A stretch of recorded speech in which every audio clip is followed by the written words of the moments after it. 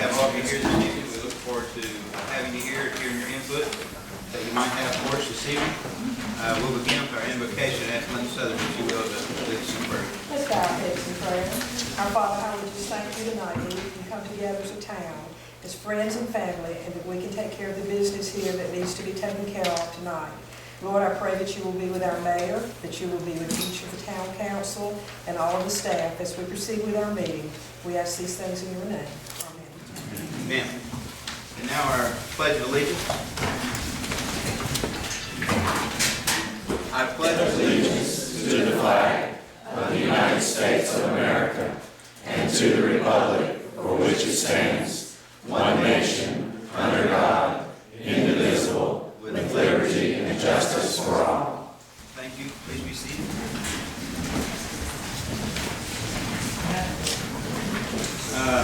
Now we'll have our introductions. Secor, if you don't mind, we'll start with you. Thanks, Rose. I'm Jim Secor, substituting for Bill Hill tonight as town attorney. Trina, finance officer. Scott Whitaker, town manager. Alicia Flowers. Tim Sessoms. Dina Barn. Elizabeth McClellan. Diane Lofton. Valerie Halverson, town clerk. And at this time, I ask if someone would like to make a motion that Mr. Adams cannot be here this evening due to a work conflict. He's far away from here, so he couldn't be here tonight. So would anyone like to make a motion? I'll make a motion that we see Mr. Mayhew. Motion by Ms. Barnes. Second by Ms. McClellan. All in favor, please raise your hand. It's unanimous. Okay. Our consent agenda. You all had an opportunity to look over that. And anyone would like to make a motion that we accept our consent agenda? So motion. Motion by Ms. Lawson. Second. Second by Ms. Barnes. All in favor, please raise your hand. It's unanimous. Okay. Number 5, announcements. Anyone up here have any announcements? Seeing none, we'll move to our public comments. We have 2 opportunities for public comments this evening. First is just public comments, in which case you can just fill out one of these short sheets of paper and bring it up or turn it in over there, and we'll bring it around, and you'll have 5 minutes to be able to address anything that you would like to talk to us about. And then following that, we'll have an opportunity for anyone to have input on the budget. If you have any ideas, input, opinions on the budget, we'd welcome your opportunity to come and speak at that point. So the first one that we're going to do is just our regular public comments. And so I'll call the name of the person to come up. And as I call your name, if you would please come up, give us your name and your address, and then you have 5 minutes to speak on any topic that you so choose. Okay? First is Dwayne Crawford.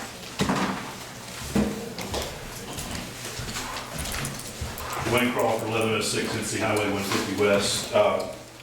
Since our last council meeting, I've received a few calls, went out to dinner with somebody. There was an attendance at the last council meeting. Somebody brought up the conversation about the nuisance ordinance. I've carried that on and maybe spoke to another dozen individuals, asking them their thoughts on the public nuisance and the junk car ordinance. And I'm hearing from the citizens that I'm speaking to, there's lingering concern over these 2 ordinances, in particular with the state in which they were left. At the last council meeting, it was voted that these 2 were tabled, and there's concern that there's going to be some action taken that maybe during the summer or whatever, when people are on vacation.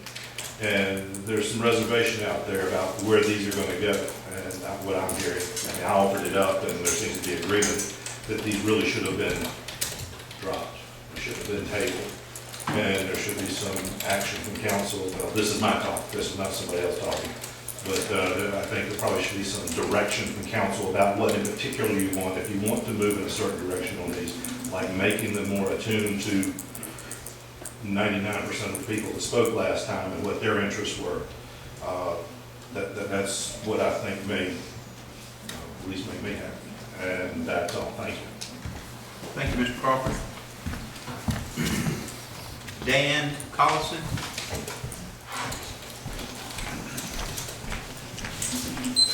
Good evening, and thank you for the opportunity to be able to address you tonight. My name is Dan Collison. I've been a pastor in Jamestown until just recently stepped down from that. I'd like to speak to you for a minute about who I'm representing tonight and who I'm supporting for the 6th Congressional District of the U.S. Congress, and that would be Mark Walker. Mark Walker has become a good friend of mine, but before that, we were competitors. I was also running along with 300,000 other people for the 6th Congressional District seat.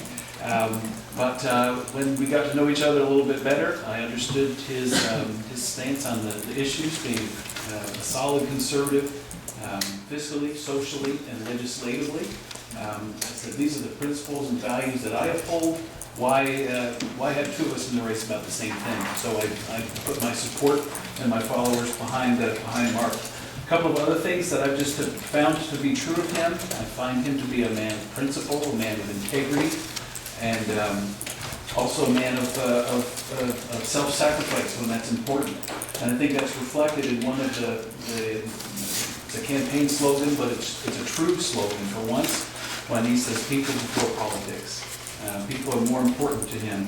The needs that people face, the opportunity that we need to be providing for the people of the 6th District and the United States in general. And will be a champion for us in the Washington sphere. I'd also just like to point out that one thing that was very important to me and speaks loudly to most of the people that I talk to is, while it's true that Mark Walker has received more contributions than any other Republican candidate as of the last quarterly filing, virtually all of his contributions have come from individual North Carolinians, as opposed to being from outside special interest groups, either in the larger North Carolina area or even from outside of our state. And so that makes me believe and conclude that it's a grassroots type of support. It's individuals believing in him, getting behind him, and I'm one of those, standing with Mark Walker to represent the 6th District for U.S. Congress. Thank you very much. Thank you, Mr. Collison. There is some material back on the table for you who's interested. Thank you. Mr. Bill Spafford? I'm Bill Stafford, 7525 Greenlawn Drive. I own the property over here, the bigger part of the property that this trail is coming down, and I'm very mad about it. This is uncalled for. My daddy had that property since 1948 and had no problems. I got neighbors over here at that trail. They're going to be seeing the trail through the bathroom window. I'm going to see it right through the woods. I can speak to people as they walk by. And this is an outrage. And I will fight to the end. I can't, it's a man that can't hardly talk right now, but I'm gonna tell you one thing, I don't appreciate being called a hermit in the Northwest Observer. As far as I'm concerned, y'all vultures. That's all y'all. Come and take something. It's no less than stealing. You might have a law to steal, but that don't mean you have to. And that just ain't no sense in it. And this thing is going to cause a lot of problems. It's going to cause theft and everything else, because they're going to see everything everybody's got. And I got a neighbor right over here that's going to buy his mailbox. And the Northwest Observer, you see it wouldn't be under nobody's bathroom window. Well, Tim Nelson can see it from his bathroom window. So why go around the Fort Field over at Bunch Road? Why don't you go across couches on the other side and go across Armfield? If you're going to Oak Ridge, there's a whole lot in there. There's a lot of all I want to say is that y'all ain't heard the end of this. It's going to be some talk about it. And that's all I got to say about it. Okay, thank you, Mr. Stafford. Debbie Stafford?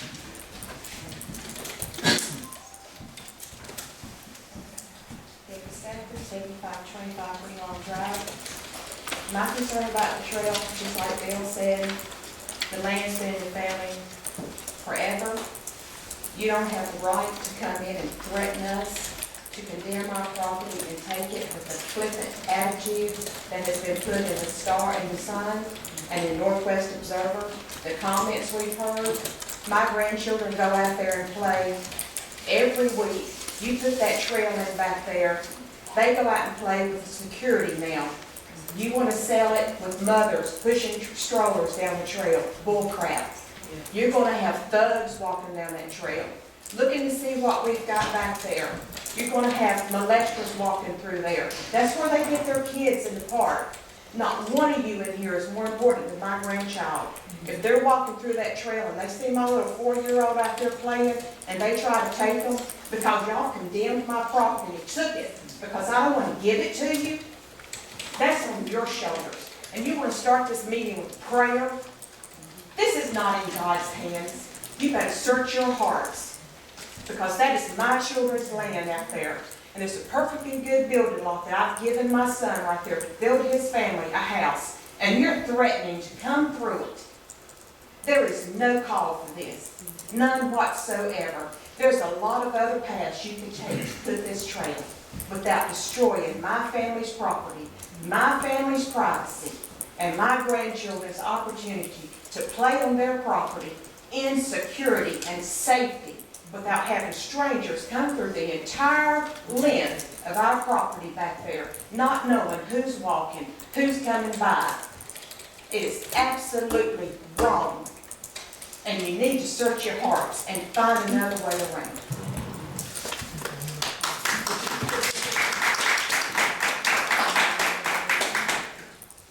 Thank you, Ms. Stafford. Frank Pica? Pica, sorry.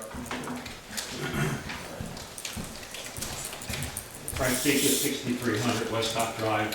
I had talked to Scott about a month and a half ago pertaining to the structure that's probably next to the hardware store that's going to be demolished. And my concern is, if it is going to be demolished, can that material be recycled? And will it be available, whether it's through bids or anything? Okay. So, thank you.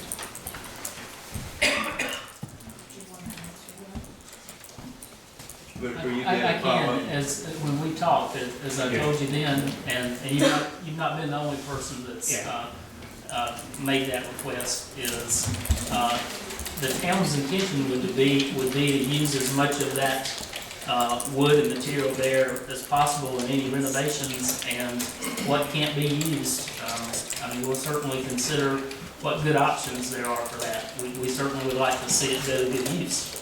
So we have no intentions of, that I've heard, of just discarding it without handling When it. you say we, do you mean we, the I mean, town? we is the town, yes. Citizens. Yes, sir. Okay.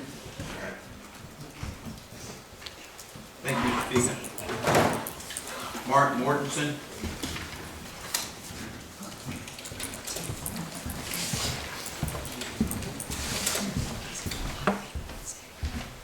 Mark Mortensen, 61 Percheron Trail in Trotter Ridge, Summerfield. And I live in Trotter Ridge, which is right off of Bunch Road. I just want to speak about this one point. There's a lot of points going on. But there's a couple of billboards on Bunch Road that's saying that the section that goes across the creek at the lower end is going to be shut down as of March 17th. Well, I called the department. I travel that road at least twice a day.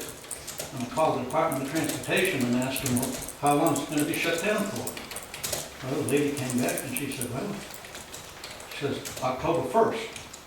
And then I paused. She said, that can't be right. She said, let me call you back. Well, she checked it out and called me back about 4 minutes later and said, yeah, that's right. And I'm thinking, I guess they're going to put a bridge in.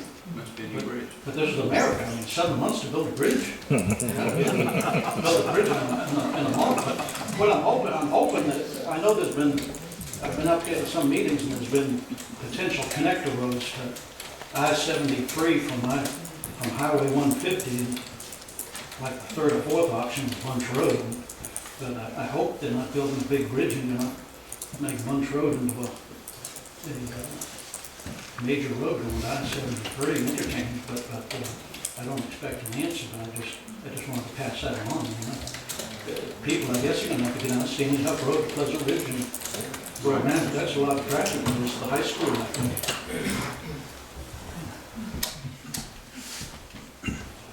Mr. Whitaker, do you have any idea or input on why it's being closed? I would just like to say, if you want to come by town hall, I'd be glad to show you the maps for the I-73 plan and the detail of it and where the crossings are. We've got really detailed maps there. I'd be glad to show you that up close and talk to you about the details. Is Bunch Road part of it? Do you know?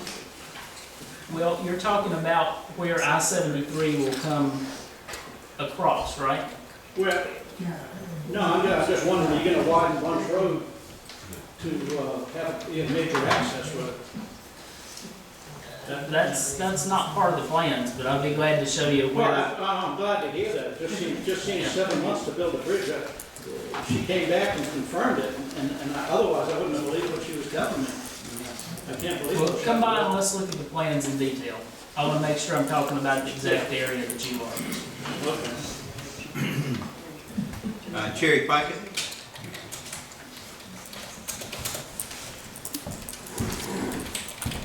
Good evening, Cherry Pickett, 7804 Robinson Road. And I had a few things I wanted to talk about. Some of it might relate to the budget. Some of it is regarding the trail. I'm in favor of, I think that we should wait for the funding before we start the trail, because I actually don't know if we should depend on that fully, the 80% from either the county or the state. I'm not sure which one it is. It just seems to me that that money might not come through the way we might be expecting it to. And I'm also in favor of letting private property owners decide whether the trail can come or the easement can come onto their property or not. They should have first choice without any criticism at all. And I was looking around on the website and looking for, aren't there 5 capital projects? And that's what I've heard. And is there some way that we could put that on the website so we can look and read and find out about that? If there are 5. For the coming year, that will all be part of the budget. And the line item draft of the budget will be ready March 31st. And then after that, we'll have more detail that outlines that in graph form and a lot more detail after that. Oh, okay. And then another item is, I know that you have a long list of things that you need to get done. You have a lot of things on the list, but I do think that it's really important for us to find a way to have water for our fire department, to be accessible for them. And also, I know that after 220 is widened, that we may need another fire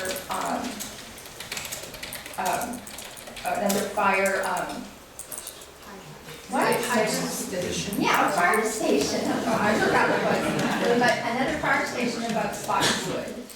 Because I know that that's going to be a problem for them to get there after it's all widened because of the way the roads are going to be. Thanks. Thank you, Ms. Pickett. Chip Person?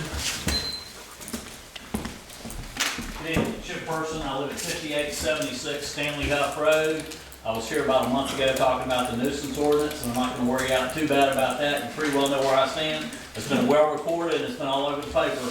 I still believe that. And in line with being definitely against it, particularly as it was written, I would like to say that you can't just pick on somebody when they've written something up and put it out there. I had maybe an hour to look at that and think about it.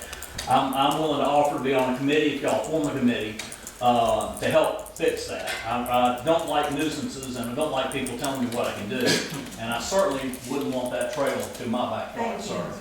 I know I'm supposed to talk about that because I didn't put it down, but quite frankly, when you take somebody's property from them for the public good, it really ought to be for the public good. I have my own trails I walk on. I probably won't be on that trail. And the other thing is, when you open that up, it's no longer wilderness or woods. It's no longer private. It is public. And so you're taking somebody's land and whatever. So I will help out. I'll be willing to volunteer. That's all I've got to say. I'm going to get to both of those things. Hope your husband does well. I support him too. Thank you. Thank you, Mr. Person, and appreciate your willingness to volunteer. We have opportunity on our website. Valerie, can you tell them how to get to the, I saw it, no, on the website? Yeah. If you I didn't know if it was open or not. If you would just fill that out and your areas of interest, that would be terrific. Thank you. Thank you. Don Mendelkin?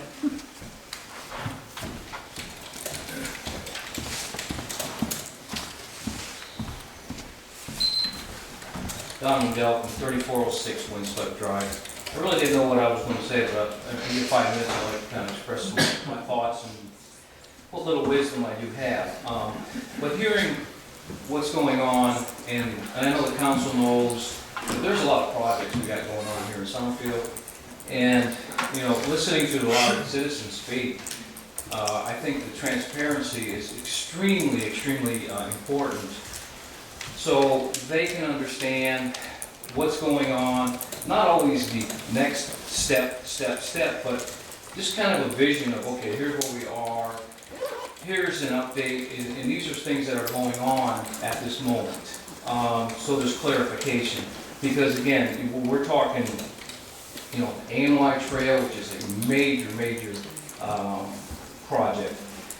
Just recently, the purchase of the Gordon property, and then the vision of that. I know that's supposed to be talked about this evening, from my understanding, and what the town is going to do with the property, and revitalizing the hardware store. That's the plan, and possibly knocking down the old barn there. And you know, I-73 was brought up tonight, and you don't hear much about that.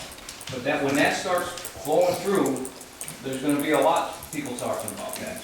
And when all of the commercial construction begins over there, right off of I-73, you're going to hear more people talking about it. So I think it's important that if the town is out in front, explaining, not every detail, but at least giving some guidance. This is where we're at. 73's coming through next week. They're going to start on it. You're going to see some road construction. The ramp's coming down. It's going to go by the town hall. 220's going right now. That's going to be going on. Just some updates here and there.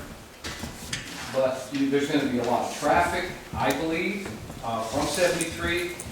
Maybe coming off, visiting some of the newly built commercial buildings, whether it be gas stations, whatever it may be. There's going to be a section there that's going to be pretty busy. So I just think it's important that as council members and as a manager, I think it's so important that everything is shared in a way that where people have an understanding at least of what is happening. Not know everything, because there's always negotiations going on and conversation going on, hopefully with property owners, the trails and all that stuff. But at least they have an idea what's going on, and there's no easy way to do it, don't get me wrong. But I think it's important that as much emphasis is put out there to share. And one thing I have done, and I'm going to put a plug in for what I do, is Summerfield News online, which is summerfieldnews.com. I try to compile a lot of the information, and so people can go there, read it, and understand it, and being just impartial. And then you look at it, and then try to understand what's going on. And the website, the town website has a lot of information too, I know that. But I just try to bring it in and consolidate it and let people know what's going on the best of my ability. But it's up to everybody here and all the citizens of Summerfield to do more research, so you're not here after something is passed and then to say, I didn't know that was going on. So it's very important to be involved, if not understanding everything, but at least be involved and do some research, and that's very, very important, I think, for every one of us. So, but that's all I have to say, but most importantly, the transparency would be very, very good for it, not only for everybody here, but for the citizens of Summerfield. Thank you.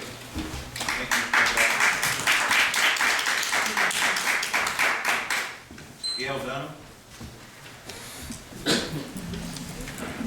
Gail Dunham, 5805 Summerfield Drive. I'd like to thank John Weidel, he's a terrific volunteer, and SummerfieldNews.com is wonderful. You've got original documents there, and it's up to the minute news. We have comments about a couple of things. Want to talk about, there's something on the agenda. Finally, after 15 months, you're finally going to tell us something about the 16-acre purchase of the Gordon property. I think this is long overdue. It's quite clear that you're talking about all these things outside of the Open Meetings Act, and I think this should have been discussed throughout this time. There's been no citizen input, no answers to questions. I have quite a few public records requests because you aren't telling us anything, so file a public records request. I think it's important. I don't think that this has been done right. You haven't involved the citizens. Scott and the Gordons said that the Gordons owned the trailers at the Gordon Mobile Home Park. That was not true. The people owned their own trailer. The people owned their own homes. And I don't care how pretty this project's going to be when it's all done. The Gordon legacy is going to be that people were thrown out of their homes that they owned in the worst winter in decades. They were given a 90-day notice on January 6th. It could have been told last November. I don't know how long they're trying to work with them. I'm sure that the Gordons are in a hurry to close, but they literally were thrown out of the home that they owned, and I don't think it was done right. I think the 90-day notice was not the thing to do. The Phase 1 environmental assessment is very incomplete. I don't know why you didn't even do a perk test. Scott did say in this document that he's going to answer any lingering questions, so I'll save my questions about the Gordon property until that time on the agenda, since that was what the commitment was. I want to talk about the trails. I have a handout. Anyone who would like to take a copy, I put it in the back. The planning for the trail should be easement first. Explain what you're going to do, work with property owners, and yes, the committee may have to make some of the same adjustments, but you have to work with these people. Right now, doing easements first, or doing design first, and then easement will lead to eminent domain. And I don't think it's the right way to go. Adjacent property owners have rights too. You need to explain the 10-foot wide pavement, the 20 to 25-foot wide easements, and yes, adjust the plan to accommodate these property owners. I am not opposed to walking and bike trails. I think the council should have done this back in the early 2005 when it was first brought up. I think that's what the priority should have been rather than the amphitheater. So I'm not against it, but I am totally opposed to condemning property. The condemnation is something that cities do. When one council member stated an opposition to condemnation or the use of eminent domain, and I only heard one council member, I'd like to thank Alicia Flowers for being that voice. Then Scott Whitaker said, well, other towns do it. Yes, I hear you talk about other towns. I hear you saying you want to be like Louisville. Well, go to Louisville. But if the council members want to be like other towns, then please go there. But I don't think that's something that should happen in Summerfield. Farms here are wonderful. I don't think any of you realize how much these family farms and this land means to people. This is what our country was founded upon. How could you be so cavalier to think you're going to do the design first? It's all wrong. There's more advantages to working with the property owners for easement or no easement, rather than spend time and money on lawyers, appraisers, condemnation, or use of eminent domain. That cooperation is necessary to do Phase 1 right and earn the support to complete Phase 2. The idea that the money's not a problem, we're just going to get all this money, I don't think that's true. The handout that I have explains that perhaps there is limited funding available for this project. The town missed a filing date for federal funds on March 3rd, or didn't have an adequate application on March 3rd. So there's a number of things. You have different opinions here. The county is recommending, though, to do the easements first. The county seems to have, I think, a really wonderful approach. A lot of progress was made on the trail to have it from the school up to Stokesdale back in 2012. And Dana Luther and Terry Spencer worked hard with everyone. They were working at the county. That was really well done, working together, moving forward, and somehow it stopped in 2012. And I think it was a mistake that it wasn't kept forward at that time. But right now, you're trying to build the Cadillac Trail. I remember when the NPO was here, gave us the big presentation for the Cadillac Trail, $10 to $13 million. everyone was kind of shocked, but that is what you're trying to build. You need to explain what the specifications are. We're talking about $1 million a mile. This is the way the project's being done to MPO specifications, it also has to meet Americans with Disabilities. So you're going to have really some challenges here with the cut and the fill, the elevations, the bridges, how you're going to work around all these things, the incline. But this, you may end up, where they do need a 25-foot wide. If this was your backyard, I think you might have questions. And I was also, I'm sorry to see this already starting public humiliation and comments calling people a hermit if they don't believe in the trail committee. I think the apology's long overdue. I agree with Sherry that people should be able to say yes or no and not face any public criticism like this. That's not helpful to getting the job done. I don't think that the funding is there just like this is going to be some blank check. There's a possibility of MPO with an 80-20 split, but that's only a portion of the construction. I'm very opposed to you proceeding now. Scott Whitaker's announced that he's just going to proceed with the design before you have any easement agreements. If saying people are on board, I'm not sure. I don't think they are. Ms. Dunn, your time is up.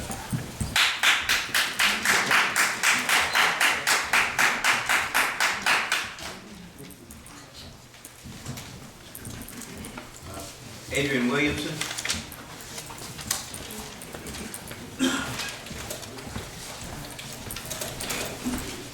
My name's Adrian Williamson, I live at 39 on West Familiar. Talking about this rural living, then wasn't that article written, it was, put it in the airplane brochure about 7, 8 years ago about this community out here being rural and how people love to live in it because of the country setting. Wasn't that advertisement that was in the one of the magazines that's in the airlines? We had it here at the meeting one night. We're going to take all that settings away from this deal the way we're going now. I mean, the last 8 years, that was a good article. I think you was involved. And I thought you was an article telling about how our town was. But I'll skip around because I'm not the greatest public speaker in the world. But for the last 7, 8 years, all we've done is one project after another. I mean, it has been spin. We don't even have time to get caught up. If y'all take in a little bit of money, the next thing you know, twice that's going out. I mean, if you spend every dime that we've had on projects that hadn't gone through, we'd be like City of Greenville. We'd be behind our budget. I mean, that's great to have ideas and things like that, but let's let the people live out here. You know, the ones that's moved in out here, why did they move in this place? Was it something that brought them to the country style of living that we live in? Or is it all the parks and trails and buildings and sidewalks and all that other stuff? They left all that when they came out here. I mean, it wasn't 10 minutes to the grocery store when they moved out here. They knew that when they got here. You know? It wasn't a restaurant on the next corner. People moved out of Greenville to get away from that. Now some people are moving back. As times change, people do different things. But I think we need to stay in the rural setting. And as I said last meeting we had over here, I shouldn't get up here and say anything about anything, but if my memory serves me correctly, 3 weeks and 1 day from the day that I stood at this podium and complained, I was visited by Mr. Guinness at my house. He come by my house at 11:45 Wednesday. I just happened to be home eating lunch. And I knew when I got up here and made a comment, he was going to put me on notice. Because the first thing he told me when he came to my house back last year, he was riding by and seen a vehicle he didn't want. Now I understand, which I knew then, that you couldn't do that. Somebody had to report you. But, as the guy said up here before, we're going to have all these rules and people are going to start calling in on people they don't like or something they see. Well, evidently that's what we got because I haven't been told who called in on me. But I don't, I plan on getting things going on, but I'm not worried about it right now. I mean, as you can see, it's snowed. We've had bad weather. I can't do too much. I get up at 5 o'clock every morning to go to work. It ain't many hours left in the day when I get home. I go to work, it's dark, I come home, it's dark. Now we got daylight saving time, I might have a little time. But anyway, and these trails, I live beside a trail. And Dana knows where I live. It's the city trail. Right at the end of my property. be coming home with my family and there'd be 3 or 4 people standing in my yard. They don't belong in my yard. I asked them what they're doing there. Oh, we off the trail. The trail ain't even near my house. They come up through my backyard. They come across my field that you can see from everywhere, because it ain't nothing flat, and I kind of keep it blue tall about twice a year, but I understand by y'all's rules, that ain't enough. That's about all I'm gonna get. But anyway, but I mean, and it's trash, beer cans, liquor bottles, clothes, sex books, condoms, you name it, they all thrown out down there. I'm serious. And the city comes in down there and puts bridges in and does this, because I see them hauling wood back and forth on a four-wheeler, carrying it back in their work. It's gonna cost money to keep these trails up. I'm telling you. It ain't gonna, everything we've done's cost money. The parks, hey, it costs money to keep them up. You and I know that. But just like we argued over here for a year, how much it's gonna cost. And I'll never will forget it. A lady was sitting on the town council up here, and a man asked how much it was going to cost. She said, what are you worried about? It will cost you nothing. Well, that's wrong. Every tax dollar costs some taxpayer, and I'm a taxpayer. He was a taxpayer. Whether it comes back to the state or not, it's still our tax dollar. So we got a real problem there. And I think we got enough trails right now. We got this one over here. We got, what is it, over here at the vineyards. You got trails everywhere. And how do people have time? I have to work. I don't have time to walk. And I'm past retirement age, and I'm still working 8 hours a day. Because of why? We have to live. And I'll ramble pretty good here, but I don't know where I'm at. But anyway, let's see if I left out here, honey. I don't think that's going to be bad. But anyway, and I know if we got down here at this place, it cost us $2.5 million. We ain't never had no project. I'm going by the highest prices. We ain't never had any project up here that went under the high price. Because by the time we get to doing it, there's something that's come up. It never fails. I don't care the best laid plan of mice and men. In the end, there's something that's going to come up that costs us more money. So if you don't figure them out, you ain't going to be close. And that's a lot of money to save back. And I appreciate y'all's time. Thank you. Thank you.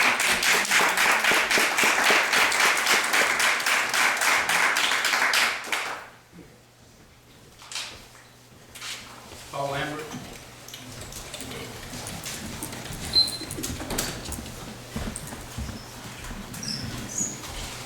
My name's Paul Lambert. I live at 7707 Summerfield Road, and I guess I owe all of you and you guys two apologies. Number one, I'm the committee chair of the trail committee, so two things. One, the use of the word hermit. Actually went and looked it up, and I told Don beforehand I totally used that wrong. What I wanted to say was somebody who doesn't like the outdoors.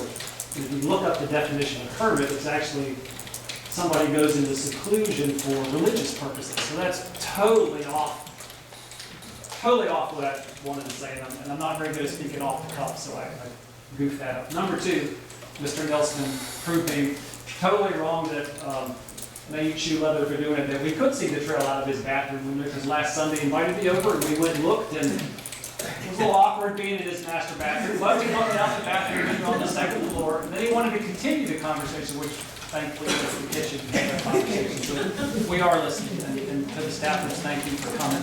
We are listening. Thank you for being there. Thank you, Paul.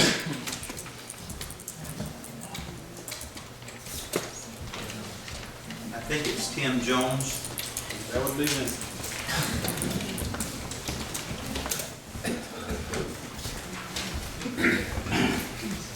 Good evening. I apologize for my handwriting. Teachers tried to teach me how to write. It just didn't take very well.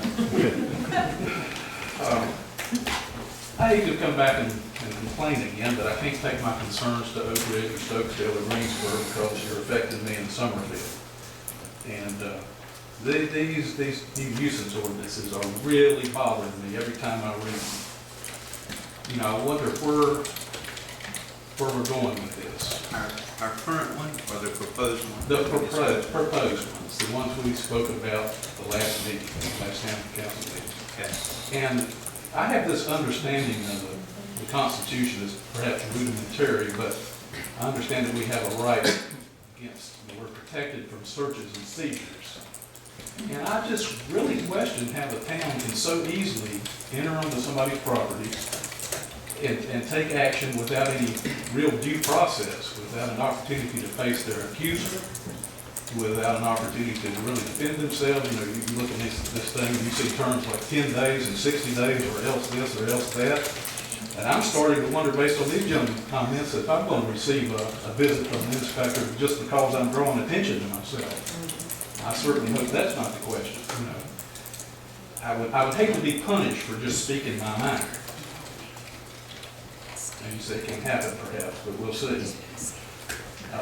I'm curious about how much the town of Summerfield is paying InFocus to write this ordinance. Is there anyone here that can tell? That's one of my questions.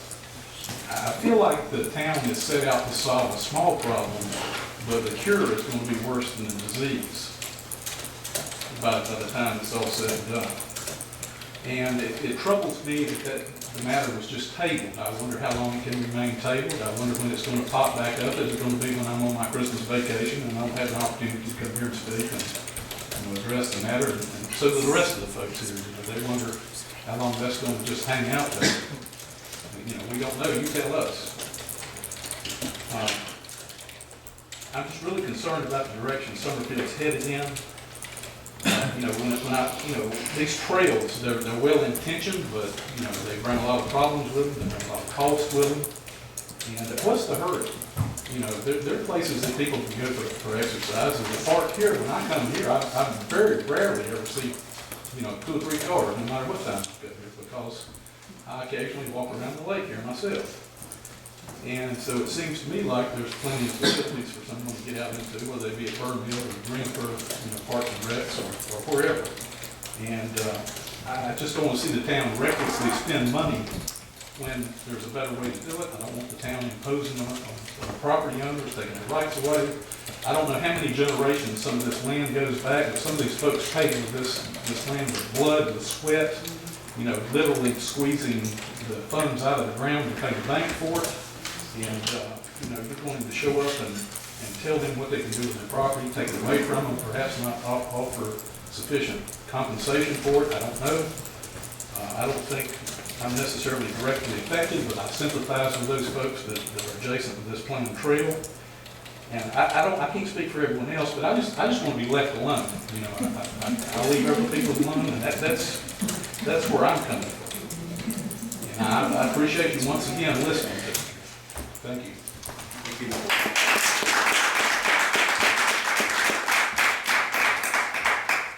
John O'Day. Hi, I'm John O'Day. I live at 7013 West End Court here in Summerfield. I've been missing a lot of fun when I've been stranded all over the United States because of the winter weather, traveling and shit. I am a member of the Trails Committee along with Paul Lambert, and there's another member too here. As well, and I have to say, I don't know where the talk of condemnation is coming from, because it didn't come from us. Nobody frankly on our committee would be in favor of that approach to seeking easement, and it certainly is within your rights to have one. I'm pretty stunned, I was kind of stunned by that. We're taken aback by at least the tone of it. You know, I think we've done the best that we can to lay out a trail based on all of the dynamics that we were given as a committee to come up with a solution to where is this trail going to go. What's from the tunnel to the connecting point here up by the school. It's not an easy thing to look at a map and try and figure out where the best route should be. We certainly as a committee have done our best. We've done our best to explore it both on a map and in person on the ground, attempting to walk that route with some members of the council and other outside assistants. All our meetings have had advisors from various agencies. I think that we really worked in a very much on behalf of the town in a good faith effort to map out a trail that would be in the best interest of the most people. That's the best I can say. There's a lot of constraints that I don't think anybody here is aware of, and frankly our meetings are open to the public and our minutes are documented. They're on the website. You can see what kind of issues we've entertained, what kind of business that we've done. And the next meeting's tomorrow night at 6 p.m. And it's open to the public, and I'd especially like to invite the staffers. Yeah, really, I think it would be really good if you could come and see what we've done as a committee, and as well as express your input.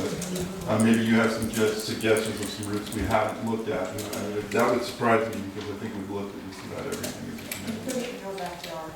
No, I'm not saying whether you should or shouldn't put it in your backyard, or whether I would or wouldn't put it in my backyard. I have a trail fairly close to my house. I'm a heavy user of trails.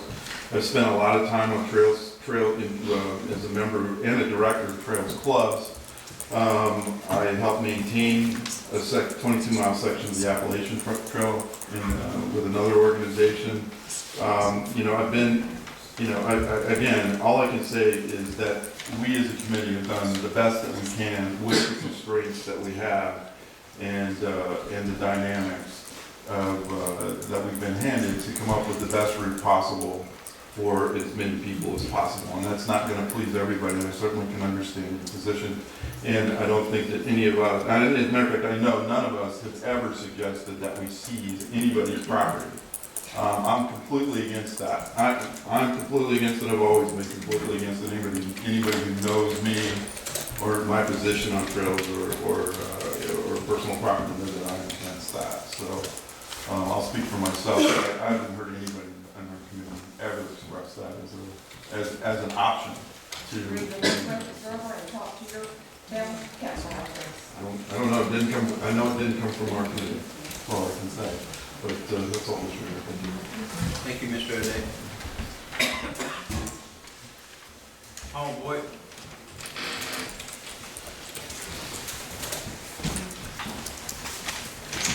How's your wife? How's your wife? She's good, thank you. Good. I talked to Sheriff Sessions about this the other day. When the snowstorm hit, the ice got real heavy on the old red barn-looking building with the flags on it. When it cut loose and let go and slid off, that building moved like something was being jerked. And the facade fell more to the front. I was standing there and heard it. And it startled the drivers that were passing by. Y'all gotta do something about that thing, because it's gonna come down on its own.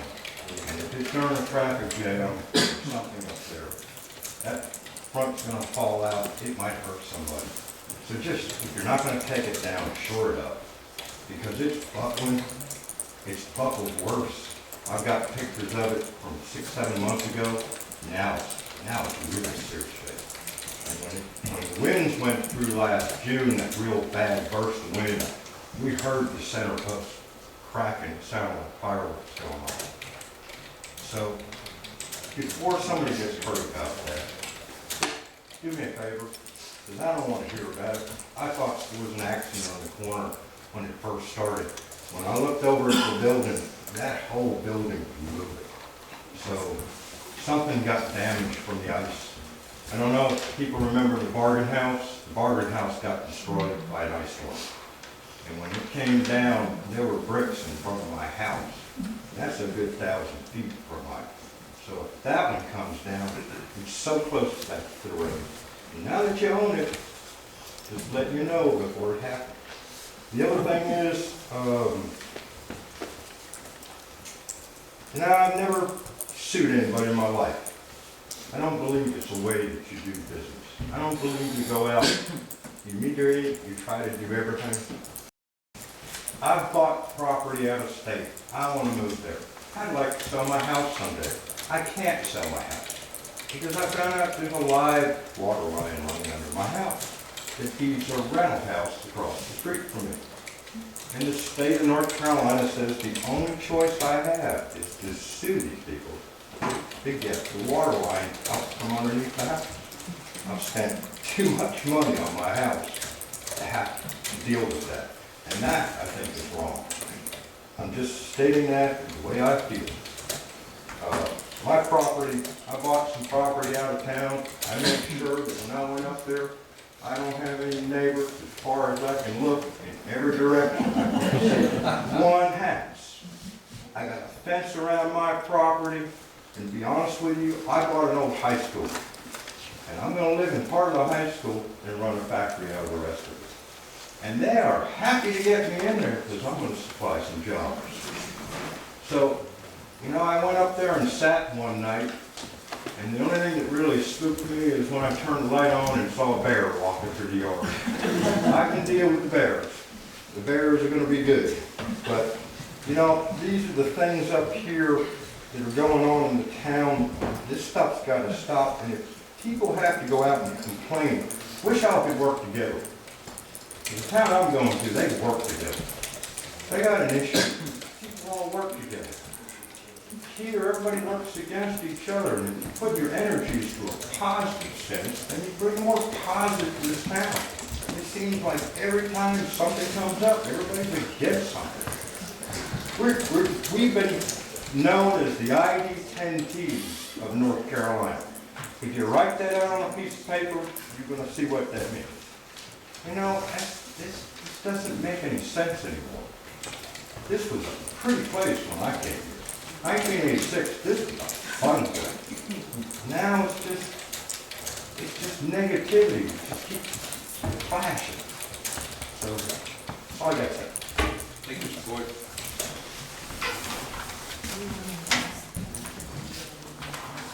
Any other public comments? Did we get everybody? I'll let some out and I'll put it in or I'll use all my time. Did he use all his time?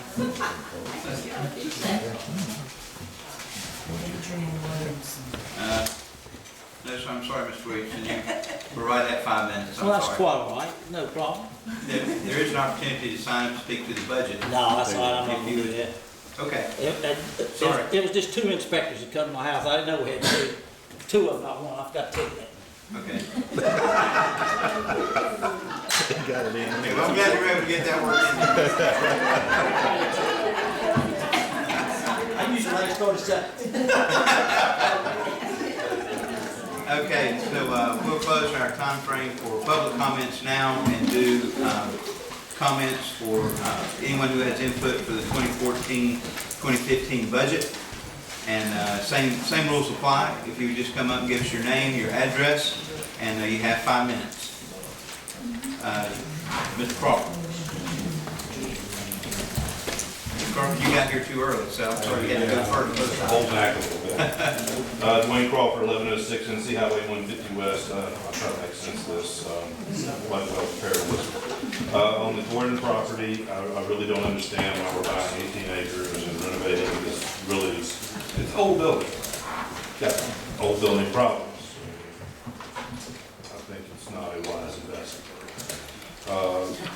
This building right here, I mean, these last 2 meetings probably be the most attended in the last 3 to 5 years, and we still got room for more to come in. I'd like to offer up a suggestion, maybe rather than spending $99,000 or whatever it is, plus renovating a building, and then, you know, who knows what it's going to cost. Maybe spend $10,000-$20,000 on this building to improve the heating and air conditioning, put in better windows, better lights. Partner with the VFW, the Grange, who own this building, the community center building, and just like we partnered with Guilford County, spent millions of dollars in this park. Not our park, but Guilford County, it's our money there, so why not spend a little money here? It seems to suit our purposes pretty well, and it's not that expensive. The trails thing, I wanted to talk about that a little bit. When I was campaigning, I said I supported trails.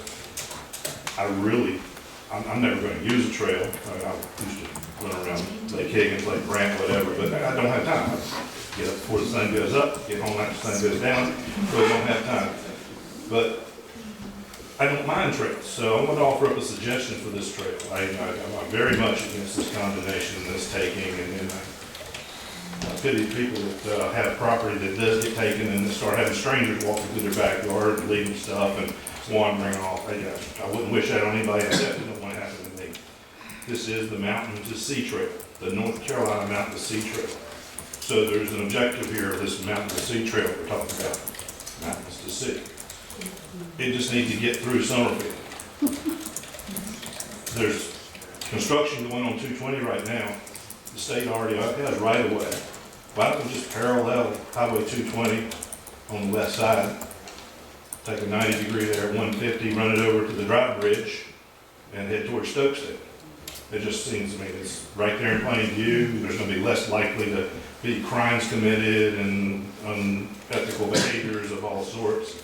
It's going to be easier to maintain because it's going to be right next to the road. I mean, you're not going to have to buy four-wheelers and haul wood through the trail. I didn't plan on him saying that, but he said it. It just seems a little bit more logical. It's already in the public right of way. People are already seeing cars. They're not going to mind people running up and down, riding their bikes or whatever. Nobody's going to mind that. So it just seems like an obvious thing. And that's it. Thank you very much. Thank you, Mr. Crawford.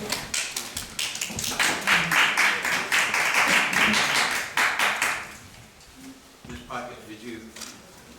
You're okay. Gail Dunham. Gail Dunham, 5805 Summerfield Drive. I'd like to suggest that you spend much less money on lawyers and less money on inspectors. Adrian Williamson said all of a sudden now we got 2 inspectors going to his house. And they were expecting him to do something about whatever they perceived the problem was during this winter. We're paying these people to do it. The town spent a lot of money suing Rich Lipinski, and it was a frivolous lawsuit. The town lost. It was over a fence that wasn't even in the scenic corridor. But now, if you go ahead with doing design first on the trails and easement second, then you can spend money on lawyers and appraisers and fight it out in court. I'm not sure, I'm sure that everyone on Trails Committee is very sincere, but they're saying, shoot, we don't know anything about condemnation.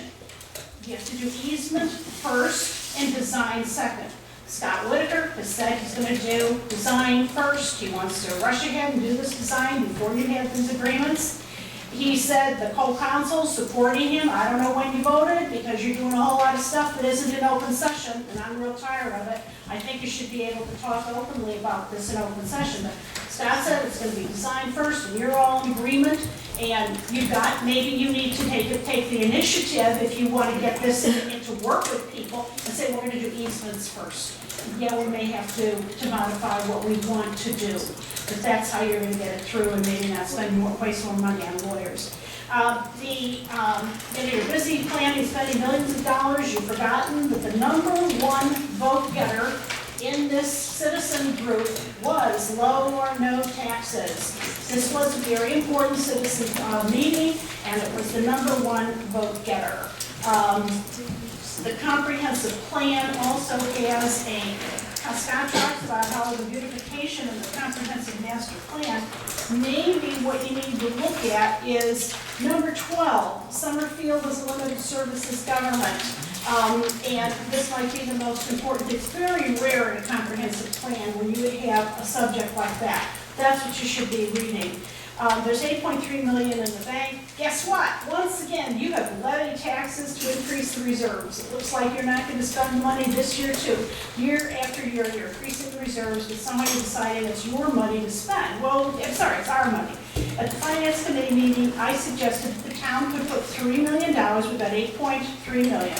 I suggested the town could put $3 million in 3% U.S. Treasury, 3% interest-bearing, 10-year U.S. Treasury notes. The town must invest in secure vehicles such as U.S. Treasuries and CDs. These, for the 3% interest income, these treasuries do sell rapidly. You'd have to be worked up with a broker so that when they do become available, that you're able to buy them, but they are available out there. This would give the town $90,000 in annual interest income rather than the $9,000 with the 1/3 of 1% that you're getting now.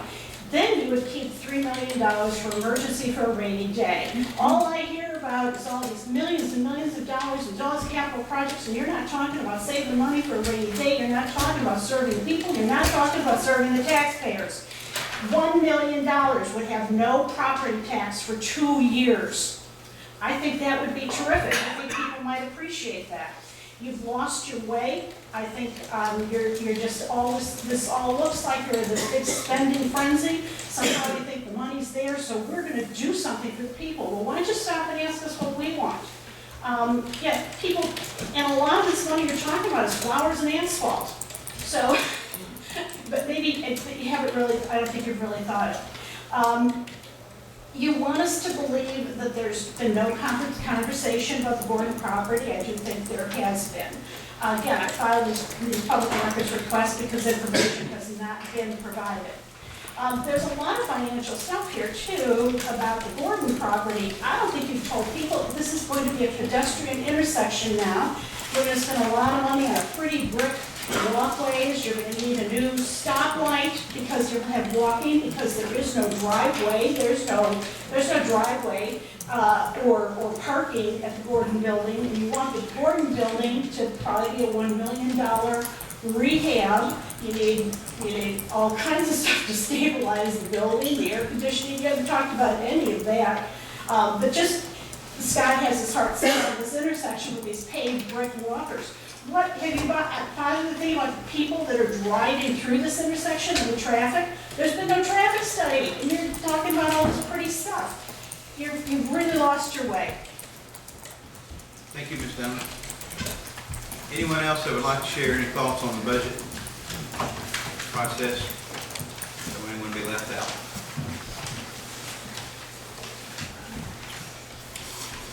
So we'll move on to our committee reports. First, the finance. Finance Committee meeting was held on Monday, February 17th. At the request for the Finance Committee, they requested the town staff for the fees for the SAP and SCP parks. Mainly it will be SAP to see if there will be an increase possibly for the next year. There's also budget discussion about the second interest SAP. The trails development, and then there was some discussion about the 2014-15 budget priorities. There will be no meeting in March. Next week will be the meeting of that meeting has been canceled. The next meeting will be April 21st at Town Hall at 7 p.m. Okay. Historical. The Historical Committee will meet March 27th at 7 p.m. at the Town Hall. Public Safety. Public Safety Committee was scheduled to meet March 19th. That meeting is canceled. We'll meet in April at the Sheriff's Substation on Summerfield Road. Do you have a date for that, Mr. Window? That's why I didn't include it, because I didn't know it. Sorry. It's going to be in April. It's in April. Okay. Trails and open space. We missed the February meeting due to snow, and we have our next meeting tomorrow night, the 12th, 6 to 8 p.m. at the Town Hall. Okay, 6 p.m. at Town Hall. Yes, sir. Okay. And the Founder's Day Committee? A good chance for announcements about Founder's Day. This year's event, as I've mentioned before, we're not able to hold it in its traditional spot due to fire department renovations.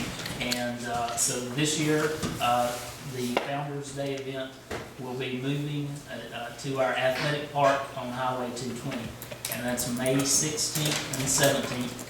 And the committee has been really concerned about how to make the logistics of that work, how to run the parade route this year, how to get park people outside of athletic park and safely get them in and out of the park during the event on both Friday and Saturday.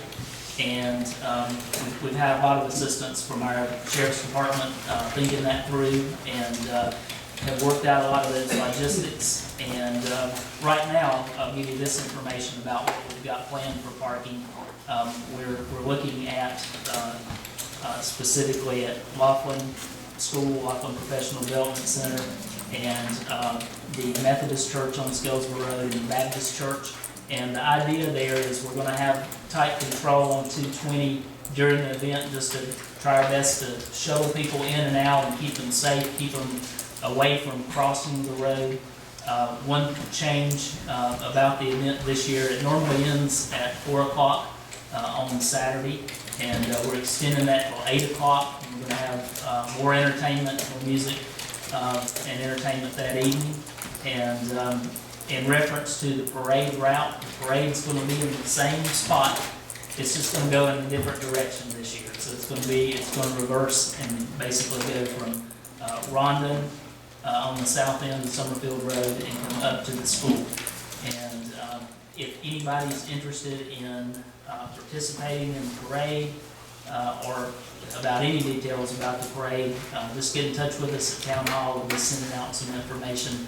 We've got some new staff I'll tell you about in just a minute to help you, to help with that planning this year, and making good progress on Founder's Day weekend. I have a question for Mr. Secor. Yes, ma'am. The public nuisance ordinance and the junk car ordinance that were taken, if they were to come back, will we be required to have another public hearing? Ms. Flowers, I need to look at it, more than likely, yes, if they reopen the subject, I would think yes. Okay. And I would add to that as much concern as there has been. I think we would definitely want to have another public hearing just to hear from you. That was my legal answer. I was suggesting the same practical answer that Scott, given the town's input and interest and concern, that we reopen the public hearing on those two subjects when they come back on the bill. Yes, ma'am. Okay, I think we'll take a 5-minute break, and we'll come back and begin with agenda item number 9.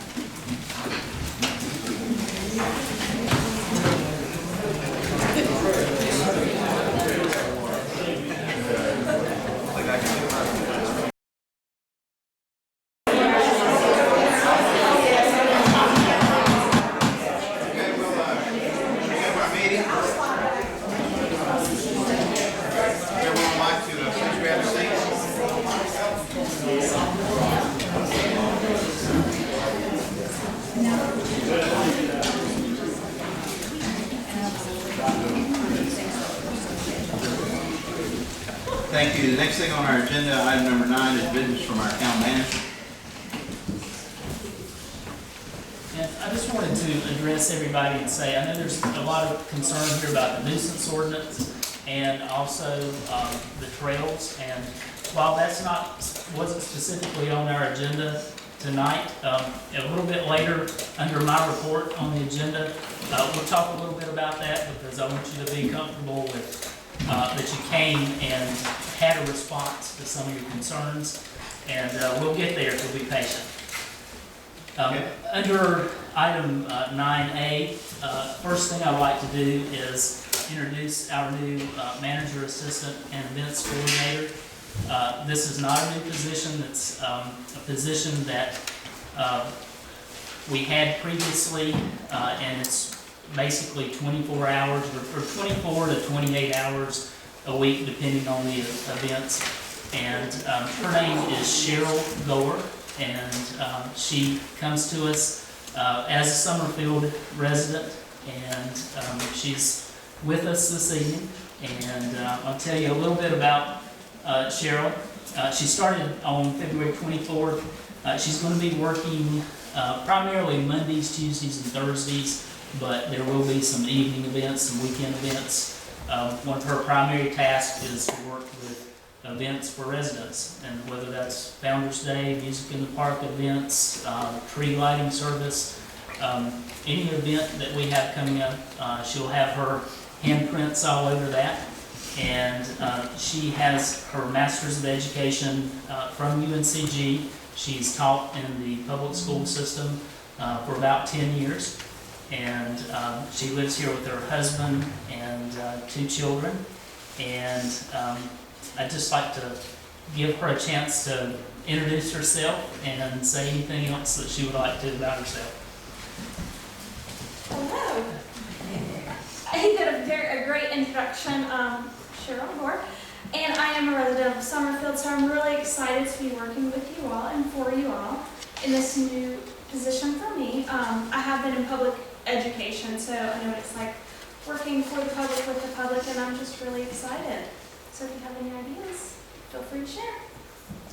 And Cheryl has had experience within her teaching career with trips, event organization, fundraising events, and we're really excited to have her here. She's been doing a great job already, and welcome aboard.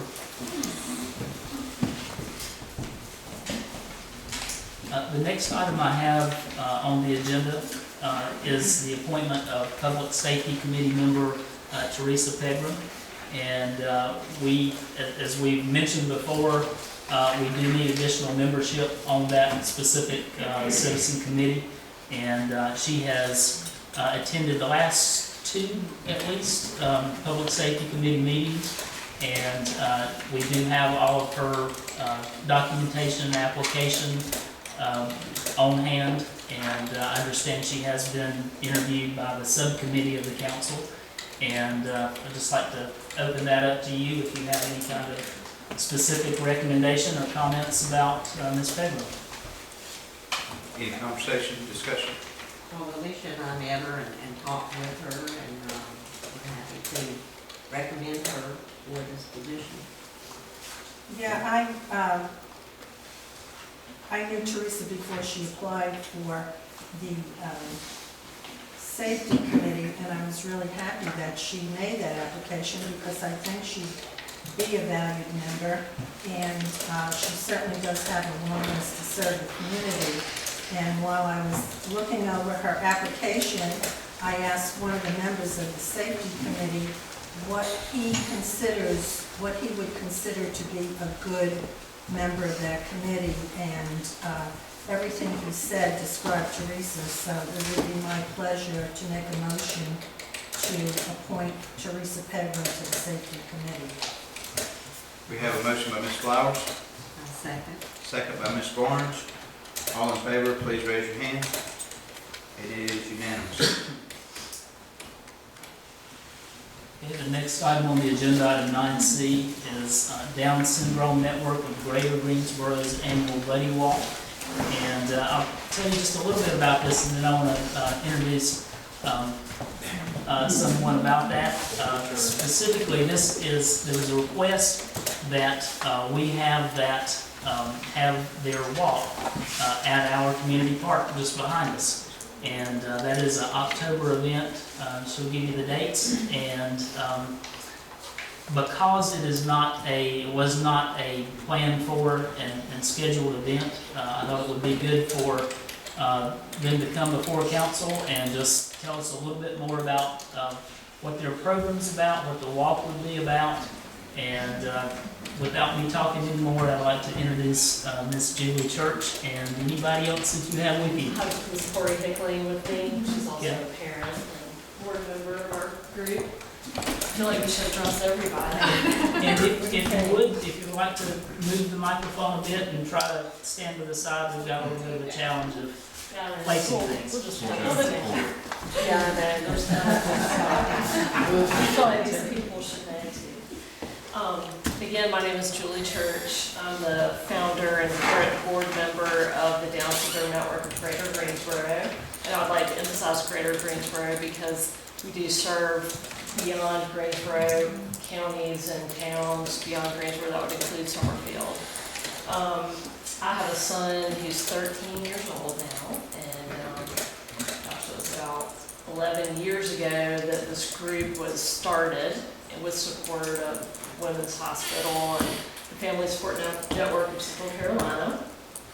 And it's been a pleasure to work with families who have a young child, young baby born with Down syndrome, and come alongside them and support them through the years. And really I'm here because we're here, I guess, but a friend introduced me to Summerfield Park. I grew up in Greensboro, never been to it before, came and fell in love with Summerfield Park. And enjoyed walking with my kids on the playground. And we have had what's called a buddy walk, which I do have some brochures. I don't know if y'all would like to look at these. I can pass a couple around. I don't know. And y'all can have. If you could maybe give them to the council members. Sure, that'd be great. This is our last year's buddy walk, and this is. Everybody. You want to pass them around? We don't have time. Oh, okay. Here's one right for you. I give them a bigger one. This is an awareness tool and a fundraiser, really an awareness tool the most, just to come to a place where siblings, parents, family members, friends, can come together alongside people and walk with these families so that you don't feel alone, you feel supported, and realize we're all just typical families living day to day, being together. So this is an awareness tool, really, but it does fundraising, and I'm gonna let Corey talk about maybe more of that in a little bit. We've had our buddy walk at Triad Park for several years. We've actually had it at Country Park, Burr Mill, we've moved around. But they're doing construction at the shelter where we typically have it. So we're kind of looking around, looking for a different location, and this park came to mind. I thought it would be a beautiful place for families to come together. So I have spoken, I've called to talk to Jeff Gord, who I've yet to meet. So look forward to meeting him, but he's been great and talking with me. But I'm going to introduce Corey Hickling, another parent, just going to finish up. My name is Corey Hickling. I currently live in Greensboro, but I was raised here, moved here from South Carolina when I was 18 months old. So been here all my life. And I actually went to Summerfield Elementary School. I had two older sisters and I went right there. The gymnasium was there, and then I played basketball there and everything. And that was long before the park was here. And so when Julie mentioned maybe using this park, I drove every year and I haven't been out to my old school in forever. I live in town now in Greensboro. And I looked at it and fell in love with it. Ellen came by the same day, and our president. Our two other board members, president, they're here tonight too. And she fell in love with it too. And I have a son named Jack. He's 3.5. He has Down syndrome. And I also have a little girl, 5 months old. But the point of as Julie said, their buddy walks will take place all over the country. In the month of October, it's Down Syndrome Awareness Month. And so this is our local event. It's our biggest fundraiser of the year. And with the, I guess last year we raised about, I think it was gross about $35,000 from this event. We charge a registration fee. The point of it is it's not a race, it's just a walk. Nobody wins, everybody wins, you know. So, and we have to have it a very handy-capable walk because children of all abilities need to be able to complete it. So we don't do like a 5K, we do a short little spirited walk. Families will have teams, different t-shirts, we'll have balloons, things like that, cheering. We often have some cheerleaders come out and cheer the walkers on. But the 0.5 mile little loop around the pond would be just wonderful. And it's beautiful in winter. I can imagine how beautiful it would be in October, so with all the trees. So we're really hoping that you all would consider letting us have our event here. I think it's important to say that every year it grows, and we're probably going to take up the entire area for one day. But usually we have our event from 11 to 3, with the walk being around 1 p.m. And we have food that we do have vendors that come out, and we're looking for an October 25th date. I think that's what we discussed with you all on a Saturday afternoon. Essentially, it's like a big carnival for families. And, this would be our 11th walk, and we have a lot of experienced people that have been running it and know how to do it well. And we do have full event insurance that we purchased and security guards because legally you have to have security for functions that are with children present. And let's see, we do also we usually advertise this all over town with our brochures. We also usually put in the newspaper, post it on Duke Triad, we put it in the local newspaper here. It's a community event, and we would absolutely welcome any citizens, your whole town of Summerfield to come out and join us to see what it's all about. But it's basically to promote inclusion and celebrate the differences that we all have. And so that's about it. I don't know if I'm leaving anything out. The one concern we did have was parking. So I think that we were considering with the approval of the school or you all, I don't know if we could overflow to the elementary school for parking, and then people could just walk across the street. So, and we do know that this community center is available that day, so we could rent this space as well. And you all said this doesn't get much much action in here, well, we could build this up easily. That's one thing here. So, but I think that's about it. We want to open up to any questions you might have. If you want to know more about the event or anything like that. I guess I should mention what we do with our money. We're looking into, we provide many events throughout the year for our families. A lot of our families can't afford some things that we do offer to do free events periodically throughout the year, but the Wedding Walk is our biggest fundraiser. We do have, now that we're starting to bring in some more money, we are trying to incorporate and become our own nonprofit, because right now we're underneath the Family Support Network of Central Carolina. So we're in the legal process of becoming our own nonprofit.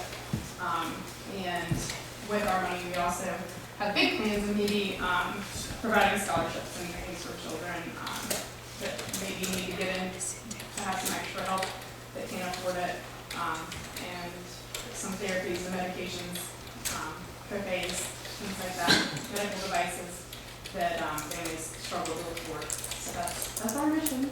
And we're all volunteers. Nobody has a paid position.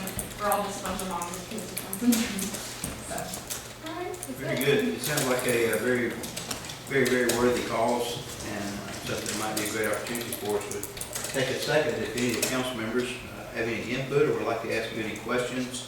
I have just a couple quick questions. So October 25th, that's a Saturday? Correct, yes. And about how many do you expect that would be here that day? Well, probably 7, I mean, it depends on the weather, I'm gonna say. Could be 750, 15 per, a little higher. Approximately. So it draws a lot of people. Most of them are. There are a lot of children. A lot of children. Right. But Could our park accommodate 750? Yeah, I've talked with Jeff Boyer, Parks and Recreation Manager, and he feels like it can work out there logistically, especially if you could get permission for parking perhaps at the lower lot of the elementary school. And one of the questions that I have is, because we don't normally have many vendors here with events, can you tell us a little bit about not specific vendors, but what type and kind of how many that we could expect? Because that would be something we'd have to figure out exactly where they're going to go and work with that. One example is we had Domino's pizza truck. We had a pizza truck come in. We have to be careful with our food selections. We have a lot of celiac disease is very common among Down syndrome, so they are the one provider that has gluten-free pizza. So they bring the whole pizza truck, and that saves us from having to have need electricity. We do need electricity for other things, but they usually have that. We usually set up a lot of tables for have food brought in, some sub sandwiches brought in, like from Jersey Mike's or something like that. And then there's a balloon person. A balloon guy, make animal balloons. The banana band came out one day. It's like a group of 4 guys that does up with bananas and 2 songs. Magician one year. They had like one of those little photo booths with props last year. We have had it, actually have you ever had it now? We did consider a bouncy house. That we were talking about that. The amphitheater could be a possibility there. The only, we would probably need, we could bring in, usually Party Makers helps us bring in additional tables and chairs for registration and things like that. It gets pretty expensive, but we think it probably would be very spread out, but it would be nice that way, because if everybody wouldn't be piled on one location. We would think about having, if we did logistically have it here, we could have a scheduled event. So if you want to play, you can stay here, but if you want to listen to music, at this time you walk to the amphitheater, that kind of thing. So kind of spread it out. Maybe use this area as a registration, check in. We could do wristbands so that the rest of the public, if they wanted to come and enjoy but didn't want to pay, I mean, they couldn't eat food and all that, because they have to pay their registration fee to walk. But to distinguish between the public, we don't want to completely shut the park down unless you want to. But those are things that's been going through my head, because we have had it at Country Park in Greensboro before, and I think logistically it's kind of hard because of the public. They don't, the public is such a large park. Yeah. It was huge. I mean, it definitely accommodated the public there, and we certainly would welcome anybody who wanted to come. And one other question or clarification, I think you had said like probably 1 or 2 laps would be, Probably one. Right. okay. Yeah. Most people will do one, Yeah. grandparents and Right. small children. We may have somebody that would want to go. Probably not. It's really just a spirited walk. Mhm. Right. Okay. Lots of clapping and cheering. Have people carrying posters for their children and balloons and, like I said, you really can think of it as like a carnival day. But we do often have music, and I know that y'all have there was a sign that said no amplified music. I didn't know how strict that was, if it was such a large event, if you would permit it. We have, at the amphitheater, we have specific controls out there, power and accommodations for music. And if the council wanted to proceed with this, I think we could make that work out as long as, you know, it was in a range where it wasn't too disruptive to other people. I know there's homeowners around here, but. You wouldn't want to try to reach the whole park, just kind of that focus Like area, nice music amphitheater. I don't imagine it being any louder than a traditional music event, like such as the fall music event that we had out there. Oh, right. Yeah. No.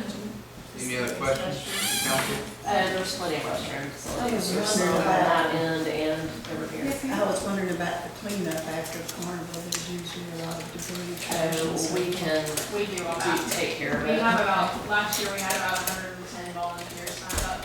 We usually, and they all came out, some of them are standing around, so we'll have them for people. We promise they'll leave it. Yeah. Very people.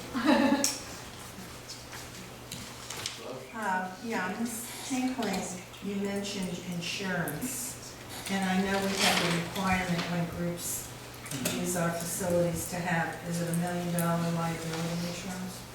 It's $1 million or $2 million now. Did we change that recently? I don't think it's more than $1 million. I think it's just $1 million still. Is your We insurance can get it adequate? every year, and we can get whatever we need to get. We have the funds to get it, so. I believe Colfax required a $1 million policy, and I believe that's what we've done the last year. Okay, and, It's not a problem. are they gonna be renting the park, or are they just here asking permission to use the park? I need some clarification. Well, and first of all, I know you've had a lot of conversations with Jeff Gord about that, and well, tell me more about your conversations. Well, of course, we'd be renting this building, which is separate. I believe Kent Downey is that bandstand that I'll work with. So we would, I know that I'm supposed to give him money. We've already exchanged emails about that. I guess Mr. Gord was open, I think, to allowing us to use the park without a fee. We certainly are willing to look at any fees that someone might propose. He did mention that we may not have to pay a fee, so, but we have the money to do that if need be.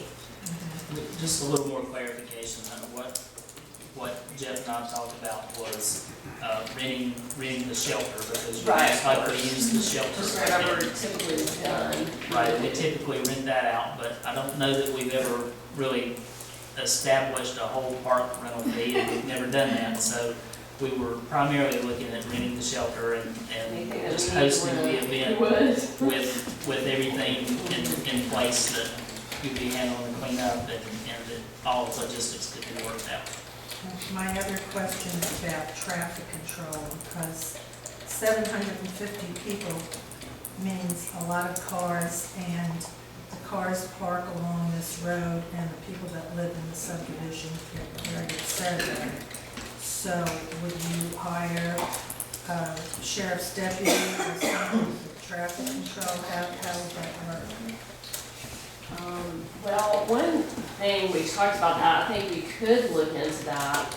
You know, it's our first time renting here, so we would need to work with you as to what you're comfortable with. We also talked about that we do things in shifts. As our volunteers, we realized we'd be a car as well.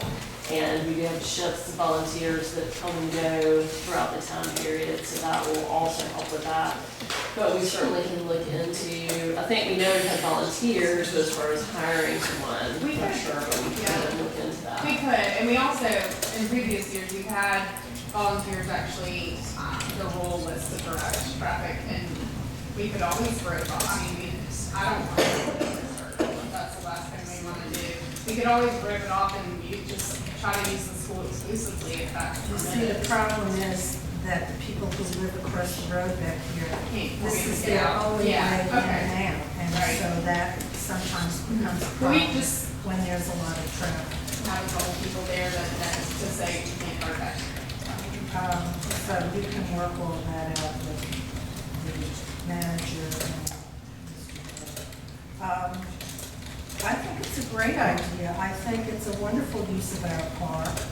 I like to see it actually being used. And ladies certainly seem to have everything under control, so it's fine with me.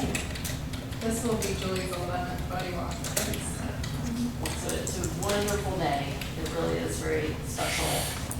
To me, it's even different than just regular other walks. I shouldn't say that, but I guess it's just such a family atmosphere with the children and everyone. It is truly a celebration. It's a wonderful It opens conversations for families. Have positive conversations about different needs. Like my nieces and nephews every year, the first time they came, they left and they're like, well, when's my buddy walk? So we opened that conversation and explained that Jack is a little bit different and you don't get a buddy walk. But you have another one. You have a baseball walk for your baseball team. So it's just everybody has different abilities and this is where Jack's strong suit is. So he gets to have a lot of people celebrating with him here. Do you need a motion from the council for this? Before the motion, is there any other questions? Anyone? Okay. I think that would be appropriate to have a motion for clarity that. And folks, you might, I don't know, not put these ladies on the spot tonight, you might want to consider a more full, comprehensive written proposal. It sounds like everyone is. Formalized plan. Yeah, before we make any motions tonight, there's some more issues. Make sure everything works. Medical coverage, alcohol-free, is that? Oh, yeah, we don't want that. And I'm not, bouncy houses with trampolines are real big liability issues, but if we could see something in writing, I think that would be the appropriate time to make a motion. But it sounds like a great project, I think the council has already expressed their in favor of it. So then we would submit that to. So if you would submit that directly to either Jeff or myself and try to incorporate as many concerns as you've heard this evening, and we'll go through and address those, and then we can bring it back in a more formal way. I know part of your interest is solidifying a location for October, and so if you would get that to us pretty quickly. But what I think I'm hearing is a blessing to proceed with the idea of it. Just give us a little more detail in a written proposal, and let's go from there. Yeah. It's nice that you have. Yeah, I just want you to know, I volunteered for this 2 years ago, and you can ask her, I was one of the people I volunteered for the entire day. And so I can speak to it, it's a wonderful thing. Thank you. It really is. It's exciting to have the opportunity to have this here. Thank you. We're honored. Really. It's going to be nostalgic for me, because I went to school right there. Have my child here. Did you have? Yeah, is it not gonna interfere with the haunted trail? Well, that event has not happened the last 2 Octobers in the park. And it's not a scheduled event yet, although that's still open because that will be part of the upcoming budget process of the budget we adopt in July. I think if we knew that was happening then, we would certainly have a date to work around if that's reinstituted. You might want to consider contacting the Summerfield Fire Department. They're real good about sending someone in a fire truck or one of the units to be on standby. They're really good at that.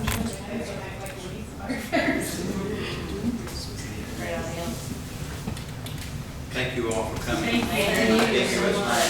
Thank you to you officers too. Thank you all for coming.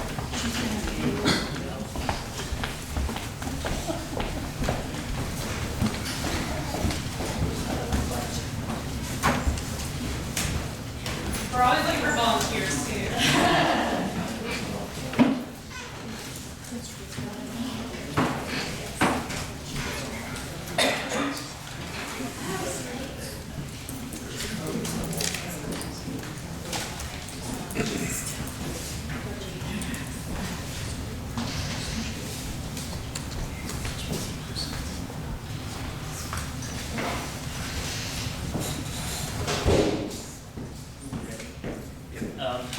Next item on our agenda, I want to talk to you a bit about our Gordon property acquisition that's been brought up this evening.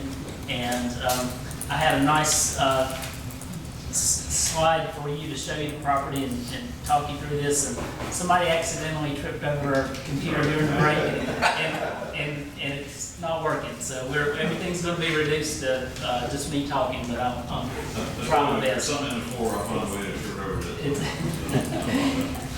Hey, I hope that shows up in the star.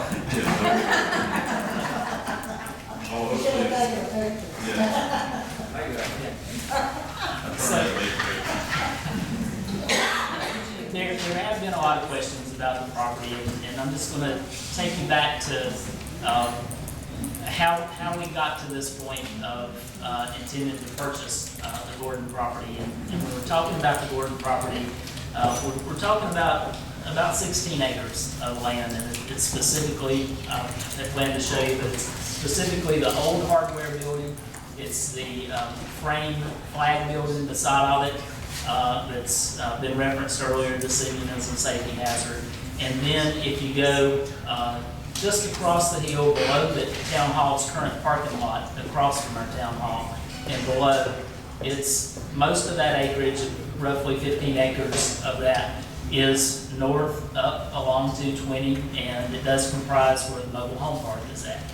And kind of the start of this was long before I came as manager, that there have been discussions about the need for a town hall. There have been plans for a town hall in a different location in the past, knowing that that's been a project kind of hanging out there for many years, and the specific need for meeting space and is what prompted us to have a discussion that we had at a special call meeting over a year ago in January. And what we talked about was, first of all, do we need somewhere? Do we need somewhere that we can have the technology that we need? Do we have adequate facilities for meeting and providing good information and communicating to the public? And what came out of that discussion over a year ago was that there was a feeling for a need for our own facility so we could make those kind of investments in technology, and that if we were to do anything, the town would not want to abandon what we already have. We have a great building in our town hall, and you know the history of that building being donated and the community coming together and renovating that building and preserving it. And it's a great facility. And so what came out of that discussion was, if we're looking to do something, let's do it in the general vicinity of that intersection of Summerfield Road and Oak Ridge Road, 150. And with that said, we have since that time a year ago, have looked at the opportunities of properties, availability of properties around that intersection. And this particular property has been on the market since early 2012. So I think it was February, we're a little bit over 2 years that it's been on the market. And as part of that, and I know the mobile home park has got a lot of attention, and we can talk a little bit more about that.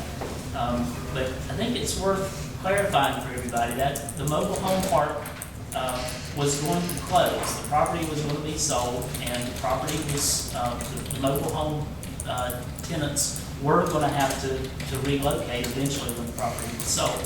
And so the town has been in negotiations for quite some time, and we've done it. The accusation is that it's had no public input, that we've gone about it somehow in a secretive way. And I really want to address that, because when a town is buying a property, we're buying it with taxpayer money. It's real clear.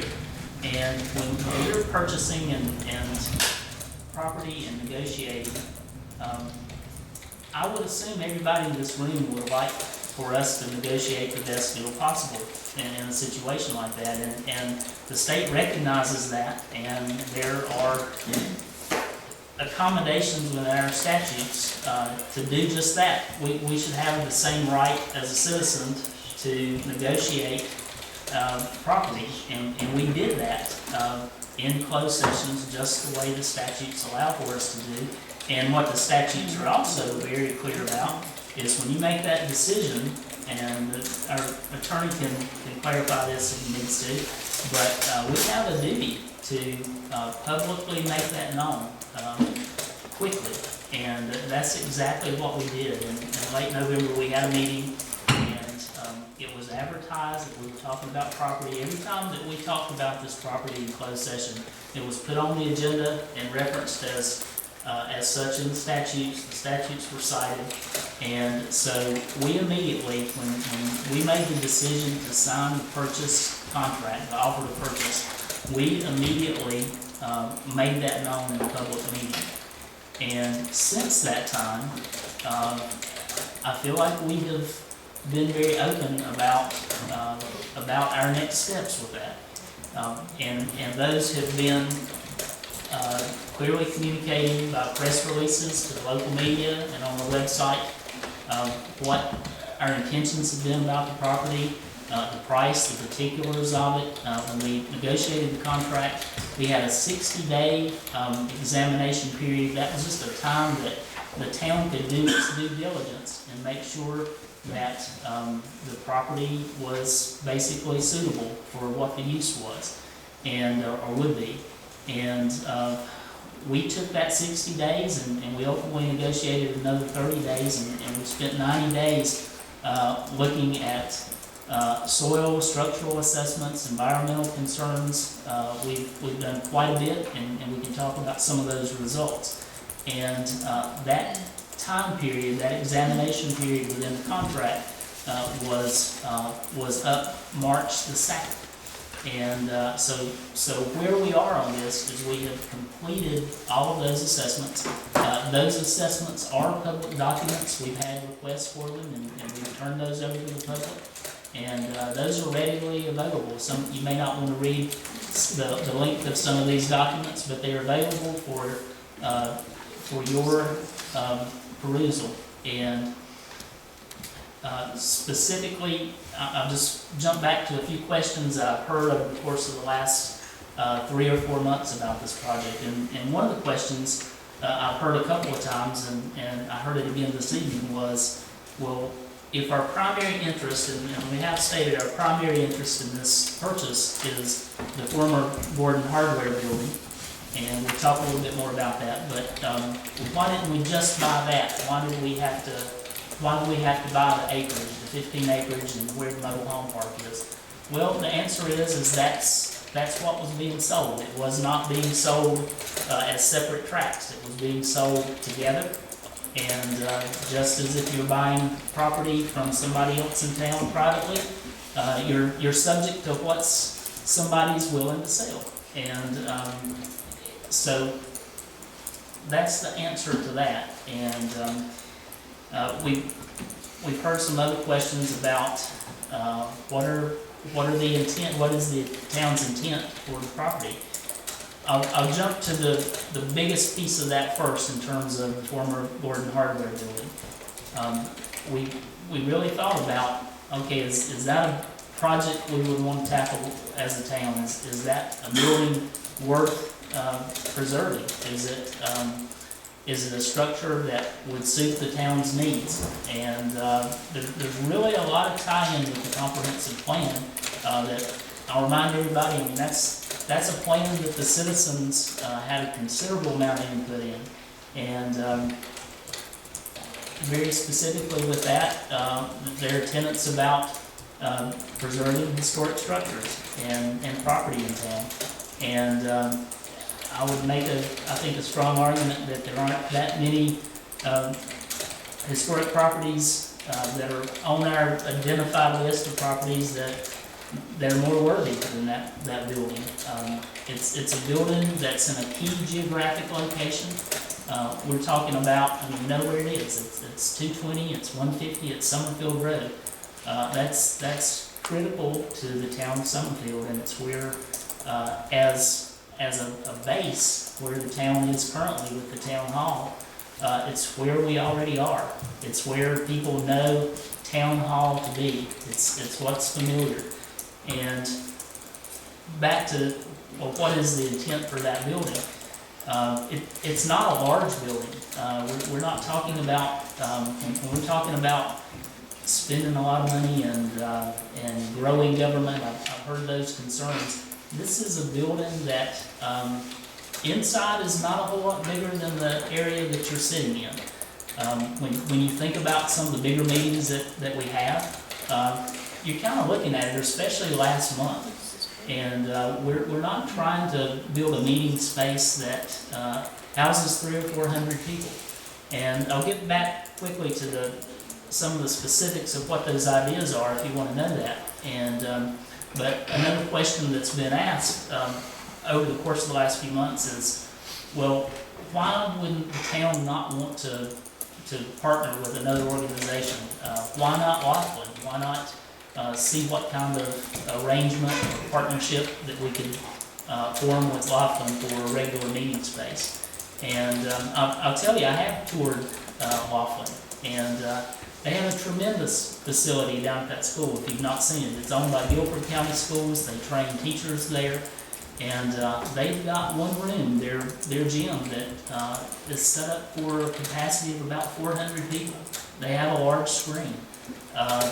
They have the facility. The issue with that particular location is that they're using it all the time. They're training every week there. And the day I was there touring, it had been used that day for training. And the challenge for the town, and this is not just today, but moving forward, is as you can see, we have a lot of meetings. It's not a once-a-month meeting. We sometimes have special call meetings. We have committee meetings. We have board adjustment meetings. We have zoning board meetings. And the challenge of coordinating with another organization effectively, especially when we're, as a local government, having to advertise meetings and needing to do that. When you advertise a meeting, if that other organization has a need, suddenly you've got a conflict. And it's sometimes a challenge here. It's not overwhelming. This can be a great place to meet, and we're lucky to, as a community, to have this building to meet in. It does have its challenges, as you see with our technology tonight, and that's a part of the picture. But I just want everybody to understand there's a lot of thought that's going into the need for somewhere else. And back to the Gordon building itself, what the initial plan would be for that building is to take the lower floor of that building and turn it into a space similar to this, but something that's a lot more conducive to being able to communicate effectively with screens and technology where they need to be, where not only council can see that, but also the public. And that's a challenge with investing in a property that we don't own. It's not the same. If we wanted to do things here, this building is used by a lot of groups, and that's not easily done. And so back to the specific need of this building, what was raised and has been talked about even a year ago was the need for additional staff space. we're not on a hiring frenzy. We don't have any positions. I've been here a little bit less than 2 years. We don't have any positions more than what we had been outside of a part-time park attendant who works less than 20 hours a week for more security at our parks. And the reality is, though, that we have a planning department that doesn't always have the space that it needs. We have challenges with some of our bigger committees, the Trails Committee that you've been hearing about being one of them. And we just have a challenge fitting everybody into the town hall building, staff and council and committees, and we're looking toward the future with how do we accommodate citizens and communicate to them effectively.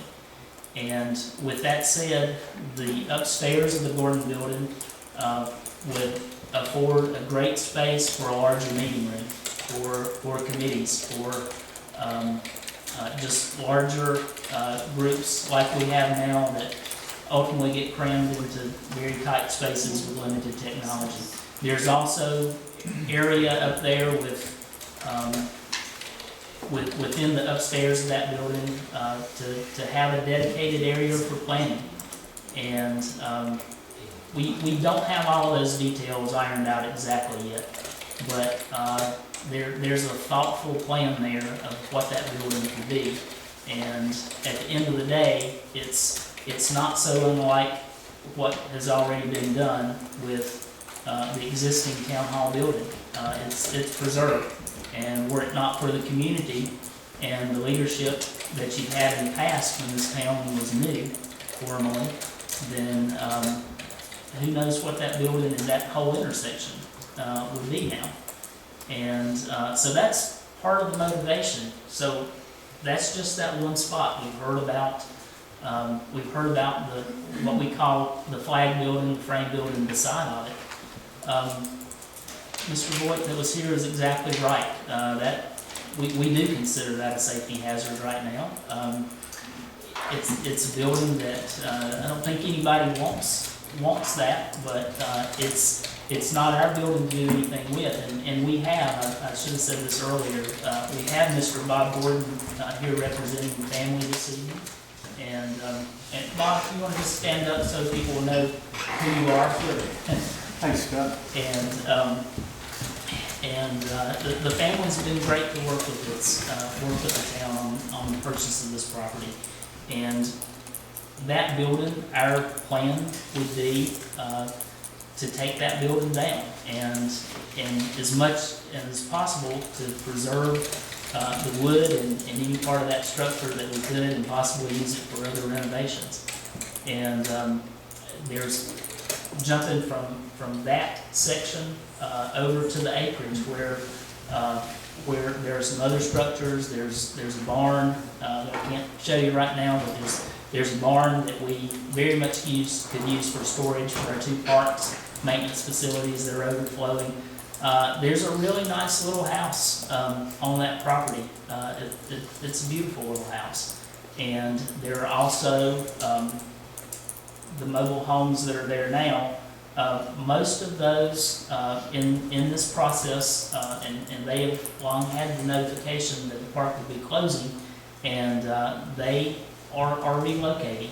And it's most likely that some of the mobile homes, there's been a lot that's been said about the mobile homes in terms of their age and the difficulty of moving older mobile homes, and we've looked at that closely. And the reality is that some of them will likely be left behind when the park closes, and will be technically abandoned. And the town is prepared to deal with those, and for those properties those mobile homes that can't be moved and that they choose to leave behind. And so back to, well, why do we care about any of this area? That is the scenic corridor up through 220, and specifically that area as being sold commercially could be open to any kind of development that fits within the zoning and those parameters. And part of, I think for the explanation of our interest, the town's interest in the property, is preserving that. One of the key tenets within the comprehensive plan, I keep going back to that because it's such a critical guiding document for this town, because it's one document that generally has most folks respect, citizens respect, because it was such a citizen-led process. And one of those key tenets was limited commercial development in Summerfield. And for those of you that were present, talking about the rezoning where I-73 is coming across 150, you heard a fair amount about wanting to keep development very limited. And that's a key area, again, for the town of Summerfield, not for the folks that are sitting at this table, but for citizens. It's ultimately a gateway from 220, when you imagine 220 being widened and that project being finished in 2016. You imagine 173 being finished and crossing over in 2017. The development that will come at that key intersection along 150, that's a key entryway into the town of Summerfield. And we've got a lot of reasons that a lot of you've already seen, specifically about the whys, why the town is interested in the property. And that's long been in the media since we first made this decision public. And back to the specific assessments of the property, we did get through all of those within that 90 day. And the town has been satisfied with those results. Just to touch on what those assessments are, again, they are available for the public. We specifically did what's called a phase 1 environmental assessment of the whole 16 acres, the whole property. We got those results back, and then we also did a structural assessment of the Gordon building itself. We have those results. We did a radon assessment of the building, a minor assessment for us. We did asbestos and lead paint assessments on select buildings depending on what the intended use would be for. For instance, there is a smaller, older home on the property that is in pretty rough shape, that the town would, on the acreage, that the town would be taking down. And so we considered what the possible uses and ultimate uses would be, just like with the flag building beside of the Gordon hardware building. And based on that, we made the decision of how it was assessed. There was also a very specific, one of the things that came out of the environmental assessment, the phase 1 assessments, is what they call a recognized environmental concern, and that's just a place, basically in shorthand, it's an area you might want to look at a little bit more, is the best way to say it. And one of those situations was, there's a little unpainted building in the back of the Gordon building right there where the really large tree is. It looks like it's 200 years old. And that was a former blacksmith shop. And that kind of thing shows up in the records when you do these environmental assessments. And so talking with the firm, the engineering firm that did those assessments, they said you might want to look at doing a soil assessment there, just because of blacksmith shops ultimately release metals into the ground, or can potentially do that. We did a soil test on that. We just got the results back, the report back today. That's the only document you haven't seen of the assessments. Although we had a verbal over a week ago that said they weren't even, the metals found there were nowhere near any levels of concern for the town for mitigation. And so, first of all, there's a lot of effort and due diligence that's specifically gone in to just making sure that this property is, or doesn't have any factors that we're going to run into large amounts of money trying to fix and correct down the road with their intentions. And with that acreage itself, with that 15 acres, I'll tell you that we're not sure exactly what's going to happen on that yet, in terms of what the ultimate plan, what the highest and best use of that property is yet. I mean, we've talked about potential trail loop there, because we have a lot of folks that show up in our parking lot. They do it every afternoon, and kind of use that as an area to congregate and talk, and they bring their kids out there where the arbor is, and it would potentially be a good place for that, but we haven't explored that significantly yet. With the property and the negotiation that's been done on that, and I'll let the council say specifically what they want to about that, but collectively, the council has said that we feel like it's worth the investment, and the purchase price, if anybody here doesn't know, is $399,000. We paid $10,000 down for that in the beginning, and then we promised in the contract for additional $40,000 in additional earnest money at the end of the examination period, and the intent is to purchase that property technically and close on that property after the mobile home park is closed, and at some point in the very near future. And I'm not trying to be vague about that. We have, the owners are here, and from my understanding, in the last few days, your intent is to give a 60-day notice to those residents. Yes, sir. I've got this Saturday I'll be coming back home. I've had to visit with a couple of attorneys to find out how to legally state everything so that we make sure that the titles and homes are taken care of.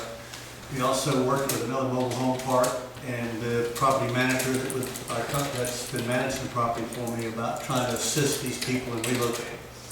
We've been very upfront communicating with them the whole time.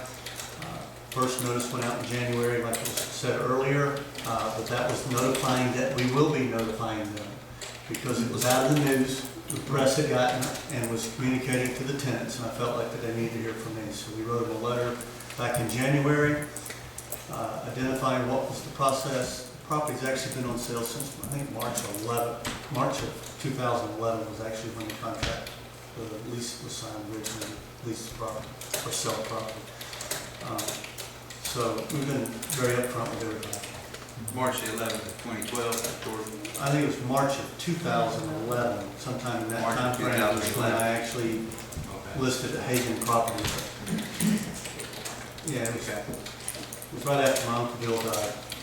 Okay, thank you. Any other? Yeah. Mr. Gordon, from what you just said, your notice to the tenants will be in writing, is that correct? Yes, ma'am. And will the town be given a copy of that Yes, ma'am. notice? Okay. I noticed that there's still 8 trailers on that property, but only 4 tenants are left. Yes, ma'am.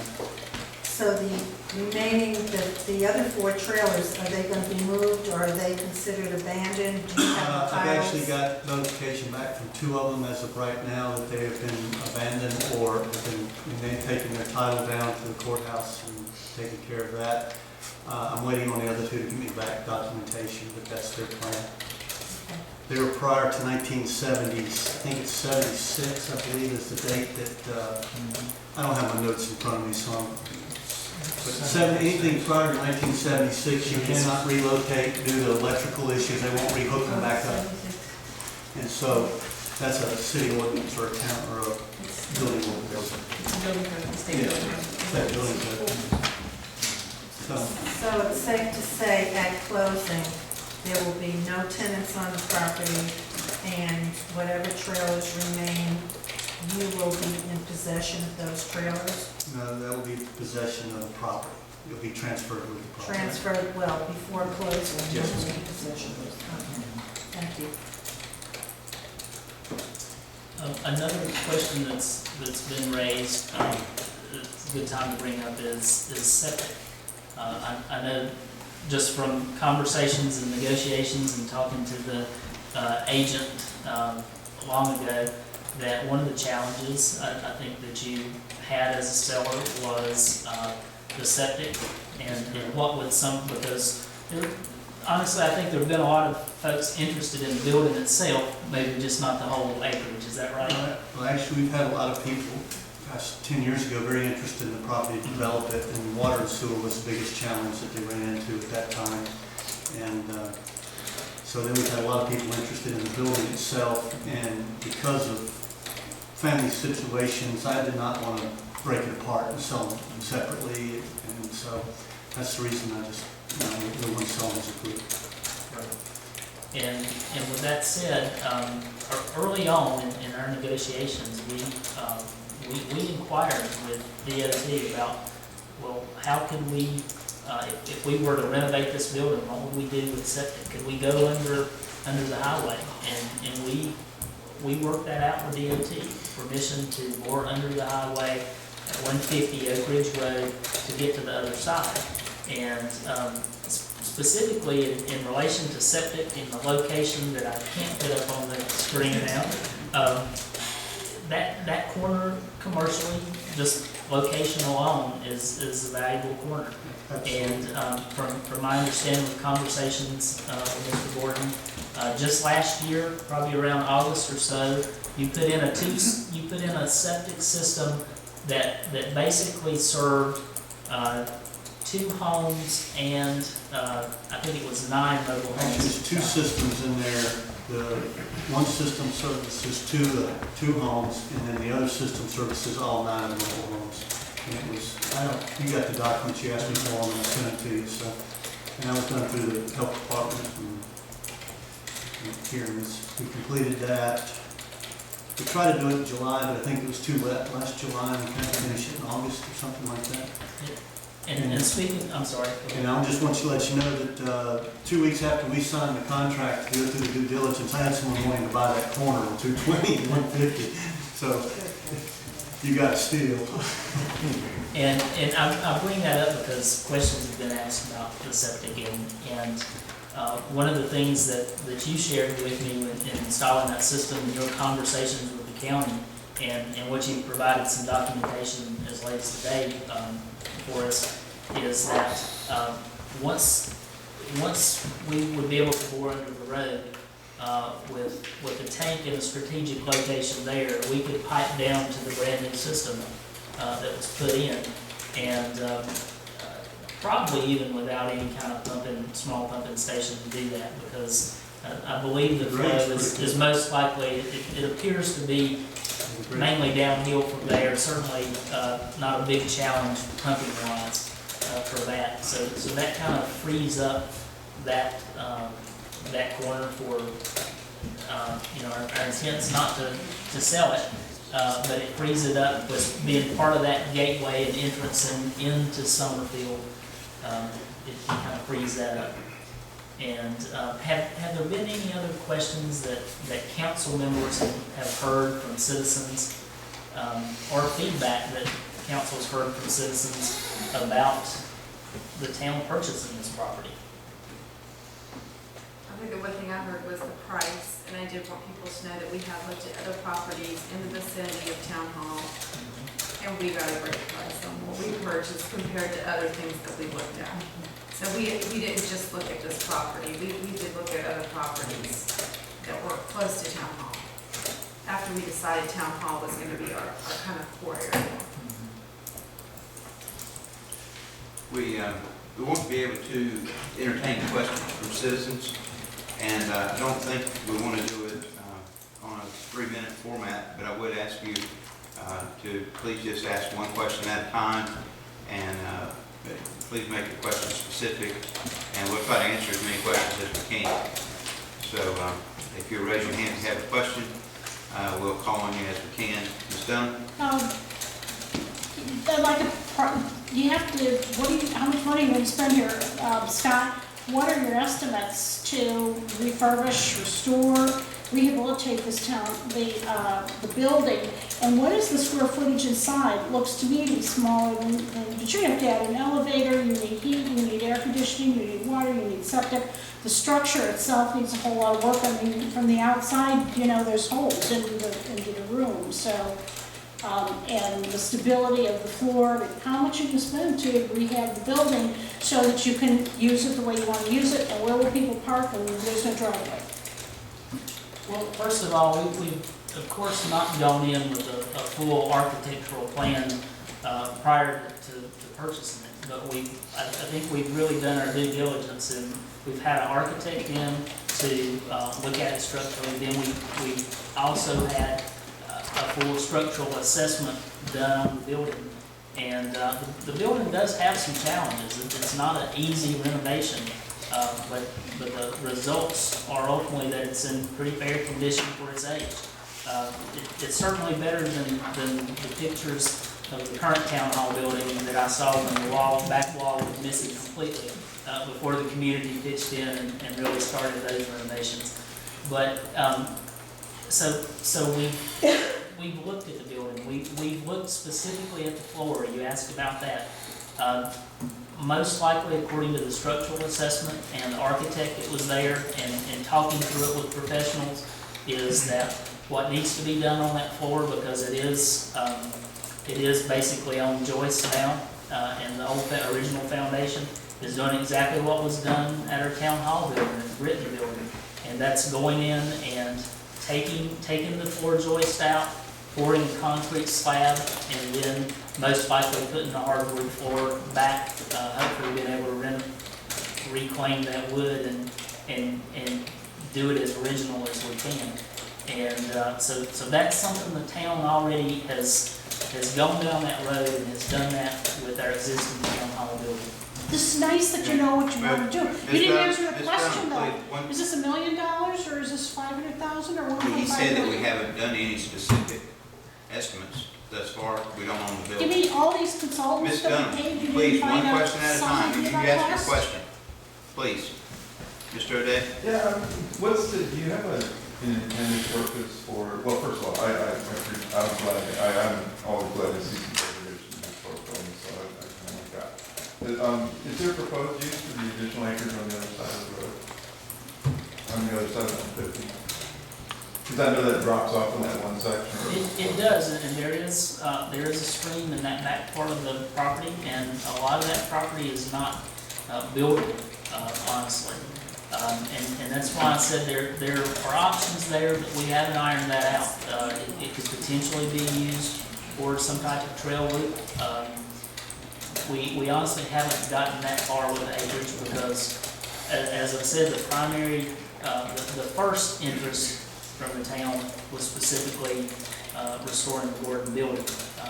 We kind of see the acreage as a plus for that scenic corridor, preserving that area from commercial development that the town may be very against, like what I mentioned that we heard recently with other development.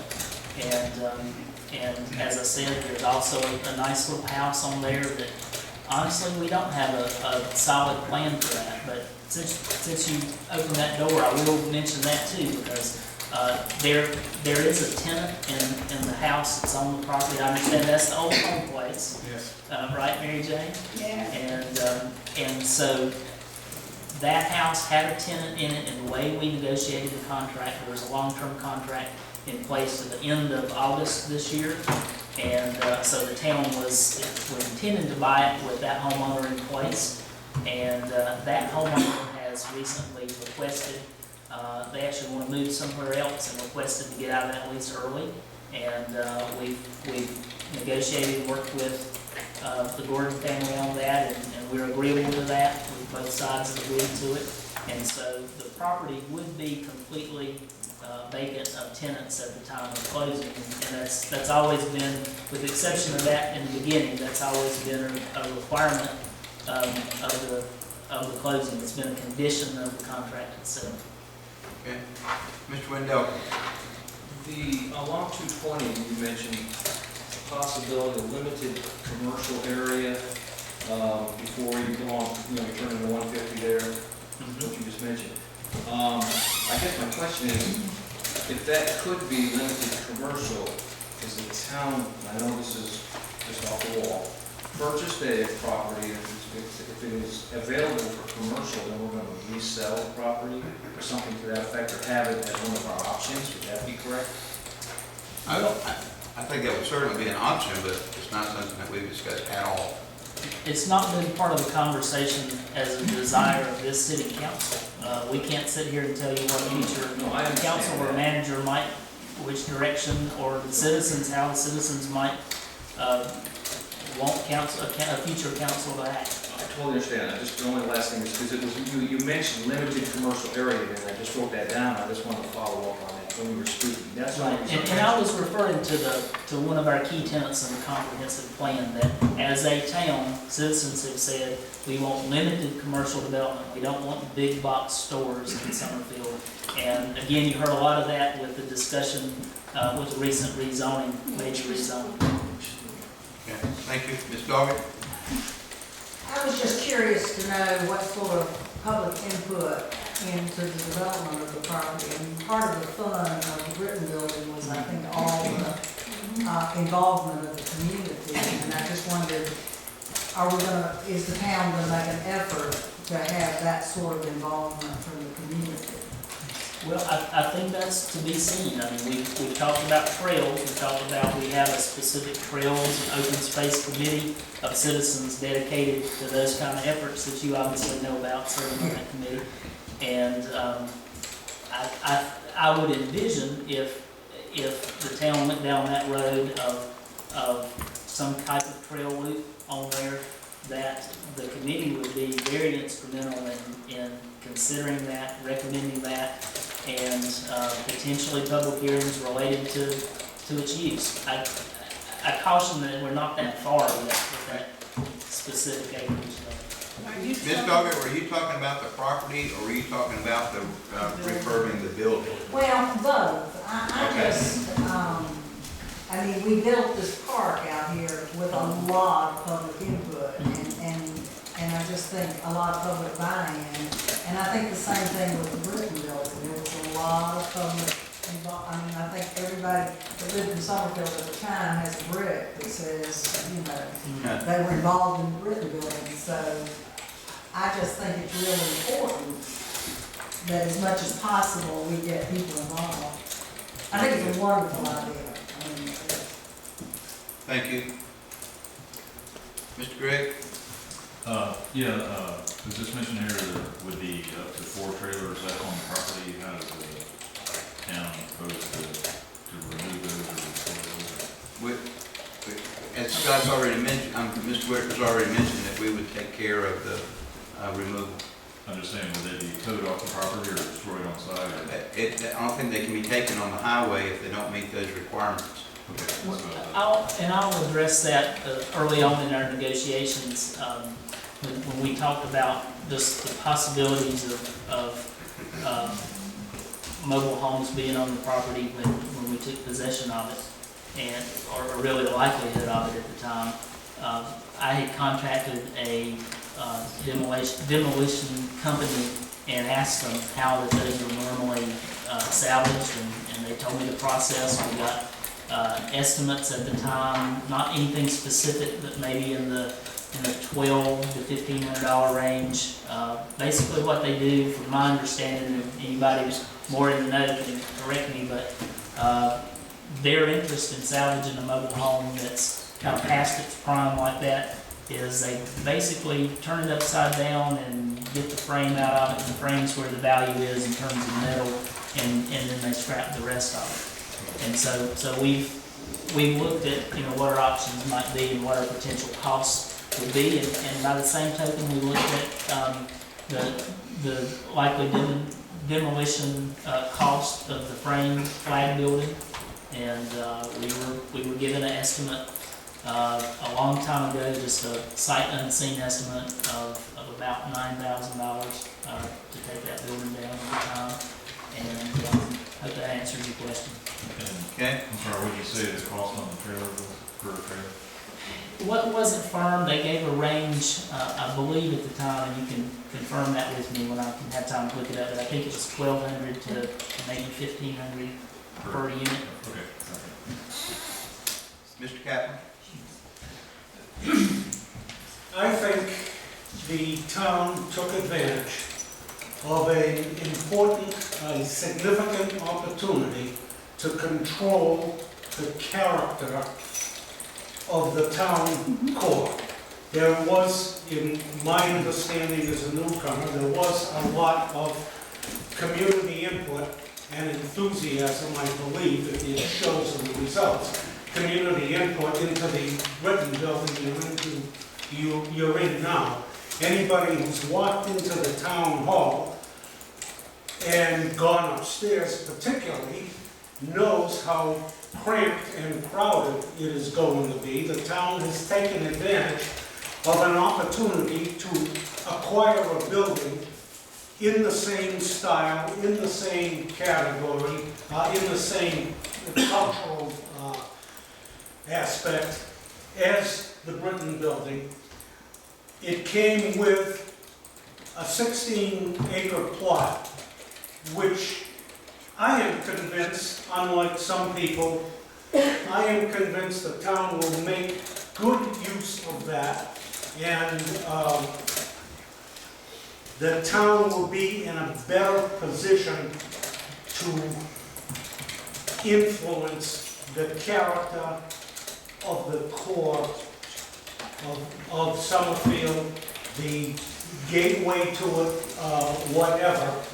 I think you all are doing a great job. Thank you, Mr. Kaplan. Ms. Spencer?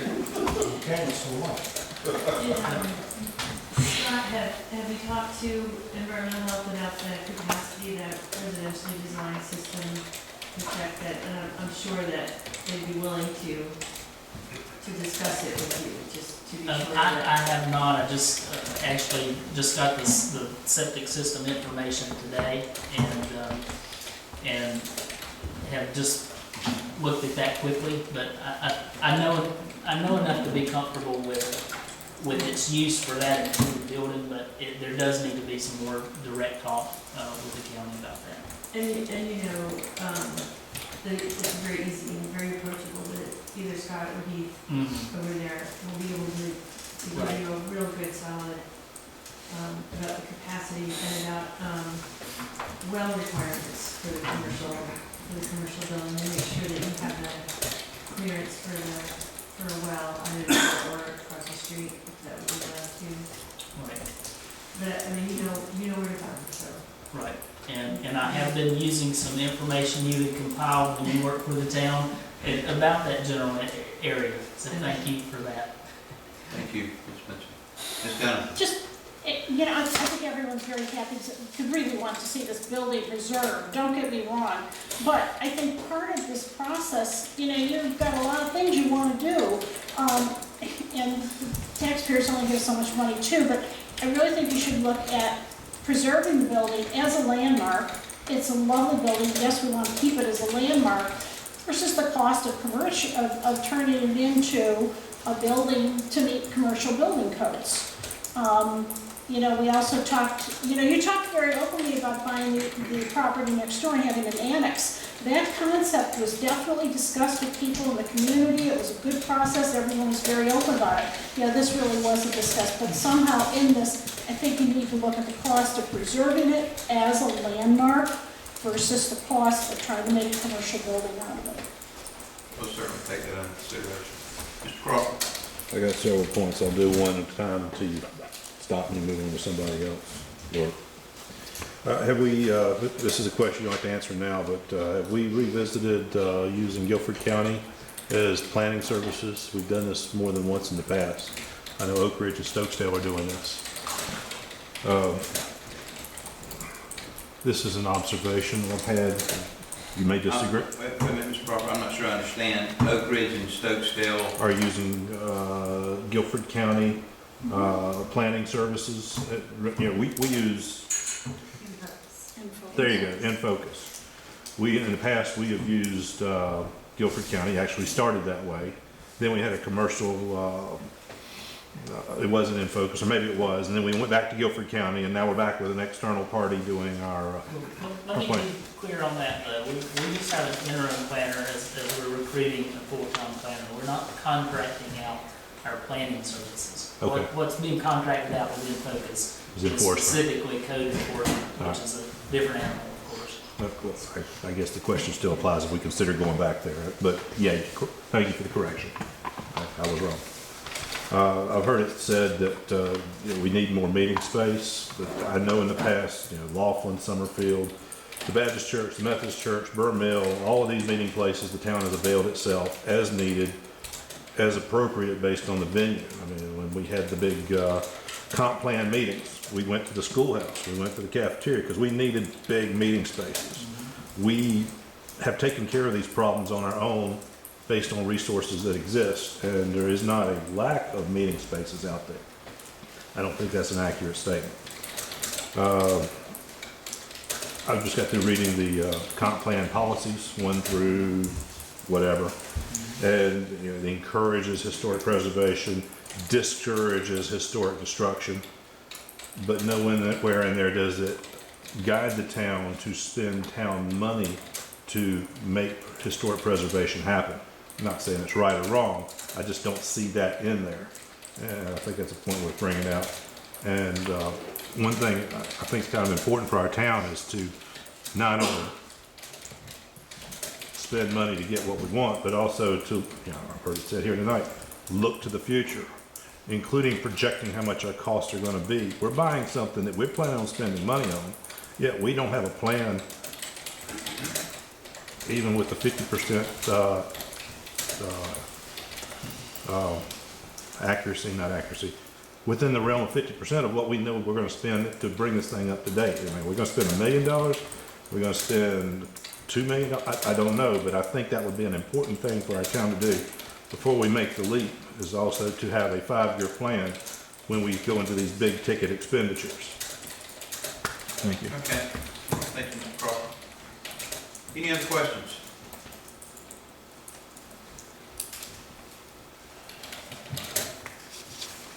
Okay, thank you for your input and for your questions. I guess, back to before we abandon that topic, the intent was to answer questions just like we've done.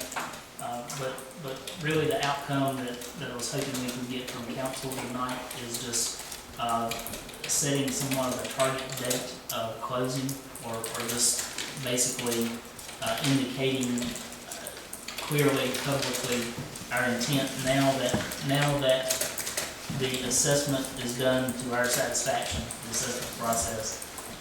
And we know that roughly the Gordon family is giving a 60-day notice. I was hoping just for some clarification, even if it's just a consensus that the intent is to close. I don't have a proposed or close. suggested date by either us or the board that we could consider. We've talked about that some. It's somewhat dependent on when you're able to communicate to everybody the 60-day notice. But what we've talked about specifically is we don't want to put it exactly at the end of that and rush the process, because just in case there's anything there that we need to adjust on the back end after the mobile home park is closed, we may need a couple of weeks there to make that closing happen smoothly. And Friday's the 15th. If we look at a 60-day notice on the 15th, that makes May 15th. I'm looking at that being my date for closure party. Any major pickup somewhere down the line, and then they'll propose a June 1 close date. And that's going to depend on the availability of the legal representation involved. Yeah. But I just wanted us, as to the closing, and we don't have to, I'm not asking for a firm date. I'm just wanting some consensus that basically we're looking at maybe late May, very early June, and within this budget year, just so we can plan and I can work toward that. And I'm seeing heads nodding, and that may be enough unless our attorney thinks there needs to be Yeah, I think something. the most you can do is get a consensus, give you some marching direction, and that's, There's a lot of moving parts. yeah. Typically, closings are at the end of the month, and real estate closings are at the end of the month. So The last Friday in the month is the third, would be May 30th. it's the 30th, so, I mean, you could set that as a target date. It doesn't have to be set in stone. Correct, I think that's a good point. I think what Scott's looking is not for a resolution to be adopted here tonight, but just sort of general agreement that we're all marching towards a date certain. Is that correct, Scott? It is, and I think I have that confirmation as well. Yes. Yeah, we did. And Mr. Gordon, would the 30th, is that okay with you? Yes, sir. So set that as a goal. Yes, sir. Very good.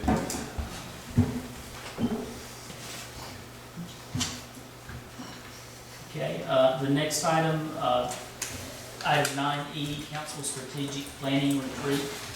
This is more informational, but I do want some, little bit of direction and guidance on what you would like to see with this. It's been brought up a couple of times recently at public meetings, and what we're talking about is the need for really a broader, higher level step beyond our comprehensive plan that we have right now. And we're talking about a true strategic plan, through the strategic planning session. And we're not talking about budget planning, but a higher view. And there's been interest in doing that with one council member absent tonight. The request was specifically that we not set dates, but that basically management will be working on that. And I have been thinking that through and how we might can make that work.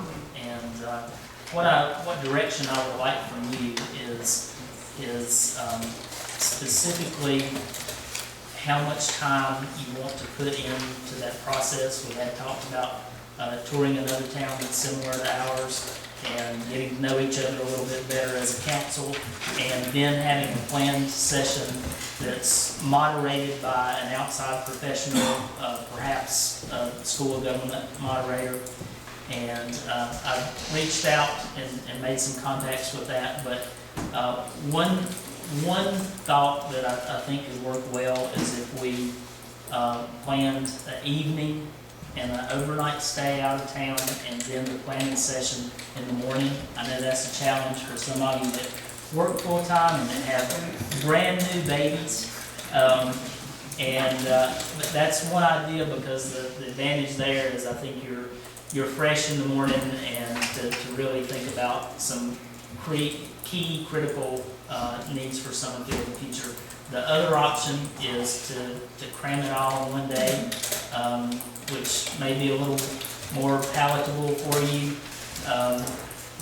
but it also might not be the best composition and use of your time. And I just want some direction about what your preferred approach to all of that is. And like I said, I've made some inquiries and started the conversation with some folks, but I need your input as to which direction you want to go. Well, if I go out of town, I prefer to do it with my husband, if you don't mind. We all live in Summerfield. It's not like we're all coming from other places. So I would rather do it one day and just lock us, like a lock-in. You can't get out. Everybody gets locked in and we do our strategic planning and then sing Kumbaya and leave. With the public being invited. Yeah, and let me clarify that. If we had, for instance, the key part of that, the planning retreat itself, that would be an open meeting. That would be, the public would be invited wherever that's held to come and attend and listen and be a part of that in the audience. If the council had a rare meal together and got to know each other a little bit better, I talked with our attorney. I talked with Bill about that a little bit today. I'll let you weigh in on that as to how appropriate that would be with or without the public. I know that you certainly the statutes allow you to get together in a social setting, and as long as you're not talking as a quorum about specific town business items and making decisions on them. But do you have any input into that specifically? I think that adequately states what the parameters are, but if it's a day of business, you may just want to focus on getting something done, but it's entirely up to y'all. But I think you accurately stated what the legal parameters are. And meals, I don't get any of the perks, I'm just here to back up Mr. Hill, so.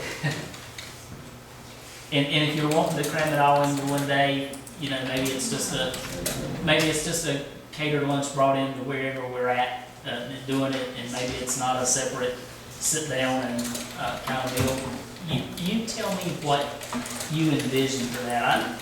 My request of you is that you're just there with fresh and open minds to talk important things.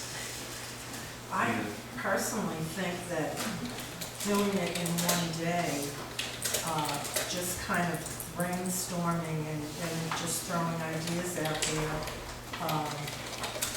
without a formal agenda or without the formality of a council meeting might be very good for us. But I would prefer to do it here or at a town hall or somewhere local. Because if you're gonna open it up to the public and you decide to travel somewhere overnight, are they gonna come with us? We have some volunteers. Well, I do think that makes it burdensome for the public to actually attend if we go somewhere else. So, I mean, for me, I would rather just have it local. Any other feelings? I'm excited about the opportunity to do it. I think it's something that's way overdue. I think it's something that would be great. Give us an opportunity to formalize some things, strategize about some things, and continue to move forward as a town. I mean, that's what everybody wants us to do. It's what we want to do. Is your preference one day, doing it all in one? If that's the consensus of everybody, I'm fine with that. I just want to ask Mr. Secor a question. At a meeting like this, does the council vote on things or not? I don't think you'd be voting on things, you need a public hearing. I think these are just a brainstorming session, what Scott's envisioning, and then putting your ideas on a calendar sometime for a date certain.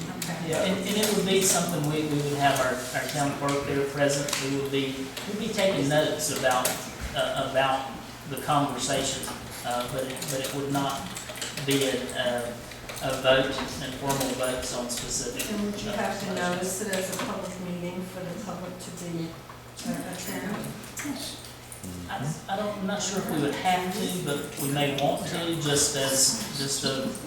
an effort to have full communication of that. We would certainly make that known as we make those plans to the public.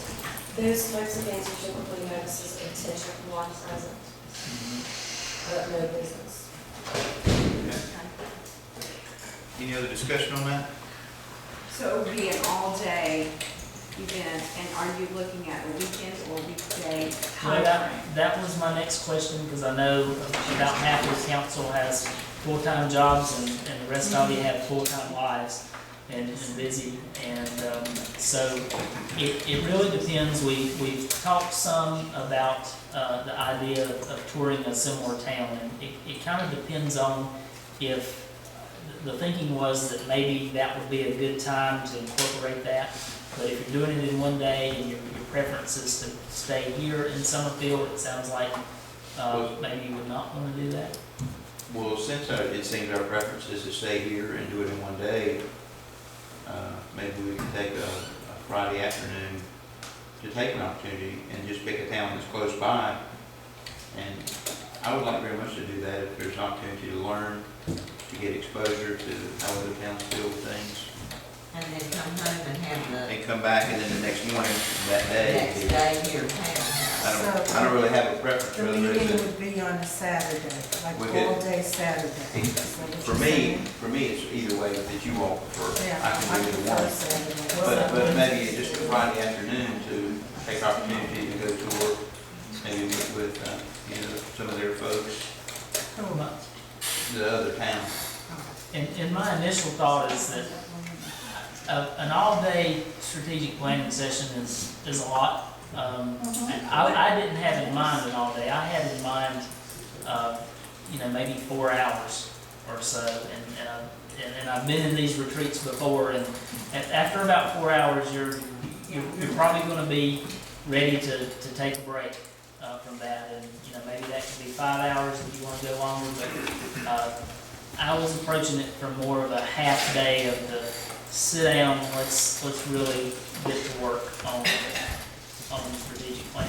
Well, I think we would lean to your leadership on that, and what the league municipalities or the. Probably talk to the school government about that, but there are other moderators of events like that in local government. Whatever time frame there is. So, I think 5 hours of this is all day. Yeah. It's a pretty full day.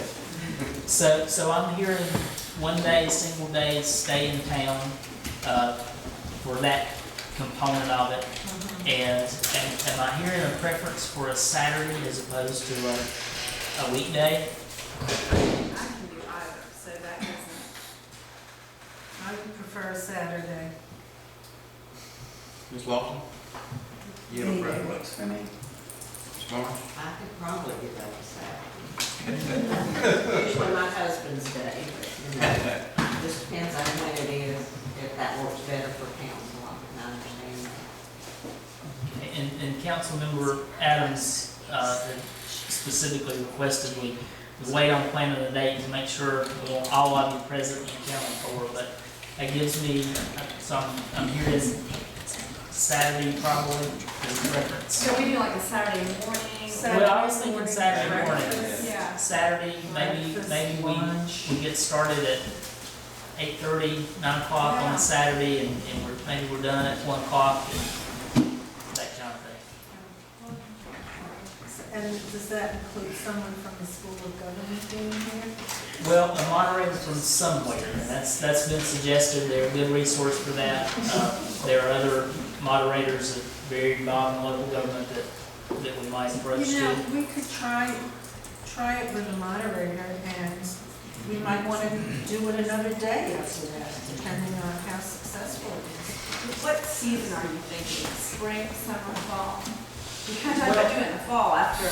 Yeah, there was some interest in doing it late spring, even, in May or late May after Founder's Day, or early June, and we've got the budget process in there too. And some extra meetings. But wait until after that if it's better. These are get summer breaks if you want to get the Okay. All right, I think that gives me some marching orders on that, and Some decent coffee. and some decent coffee. And we'll jump into my report. I'll try to be pretty quick. I don't know if the Stafford family is still here. I want to just briefly touch on. I'm going to. Are they outside? No, they're not. I just want to briefly touch on this because it's been such a concern tonight about the trail, and I appreciate John and Dave's comments as a member of that committee about the intention and the effort. What I want to clarify is that I have not heard anybody on this town council say or indicate a desire to condemn property. What has been asked about and what has been talked about in reference to this trail and the areas where we don't have verbal commitments or desire for it on the property is been asked what are the town's options, and we're talking from a legal perspective. That's not the what are our options when we get to a situation like that. We could certainly, I think we'd be desirous of trying to work out something with the property owner to make them happy, and we've very much been working to that end, even today. Spent a lot of time on that, but in the way of dedicated easements, in the way of purchasing a small deeded part of a needed part of crossing property, And in responding to what are our options, towns can technically, they can condemn property, they can take property, it's really eminent domain, I guess could be used interchangeably, I guess, with condemnation. It's an option, but with that said, again, I've not heard anybody sitting at this table express a desire for it. I've heard some, I've actually heard we don't want to do that. And that is ultimately a policy call, and I'm just telling you what the options are. And again, it's important to know that the town has not committed any major money to this trail yet. The trail initiative, again, comes out of the comprehensive plan, which has been citizen-led, that document and that effort. And the town has said in the recent past, and I'll go back to 2010 when it was adopted, that trails are something that overall it was desirous of. And maybe that's changed by now, but what the process is that, and we'll talk about this more because it's coming up in the near future, and you'll be aware of it. We're not trying to slide anything through here. There will be a public hearing, and there will be ample opportunity, and that's in addition to what's required within the design process anyway, the public meetings. This is a public hearing for council, for the town to hear how much the town really wants this trail, because it is a big financial commitment. Excuse me, and part of that reason to put in another public hearing was the fact that the rules have changed. The funding sources, the percentages are different. And so we thought it was important to give the citizens of Summerfield an opportunity to come back and say, you know, we wanted it when we thought it might be this price. Now we're not so sure we want it. You know, just wanted to add that. Sorry. Yeah, and would you like to share the change in the funding with us? Since the mayor seems to know it, but I don't. Well, I think what you're referring to there is really how they, at the DOT level, prioritize these projects. It's not the same situation as it was in that if you look at it from a DOT perspective, which is project being a true A&Y Greenway, is very much is subject to DOT approval. Their ranking priority for projects has changed over the last year or so, and we don't score as well as we used to in that regard. And back to one other thing I wanted to say quickly about trails is that we've talked about the next big step. If we go forward with the design and commit to whatever that's going to cost to do the design, we've talked about, do we go forward and pay for that design up front ourselves, or do we, the question's been asked maybe, can we request funding for it? We can request funding. We've been talking about a focus of funding on the back end with construction of it, but we absolutely can request funding for the design, and I've said that recently. It just adds time to the process. DOT gets involved with that.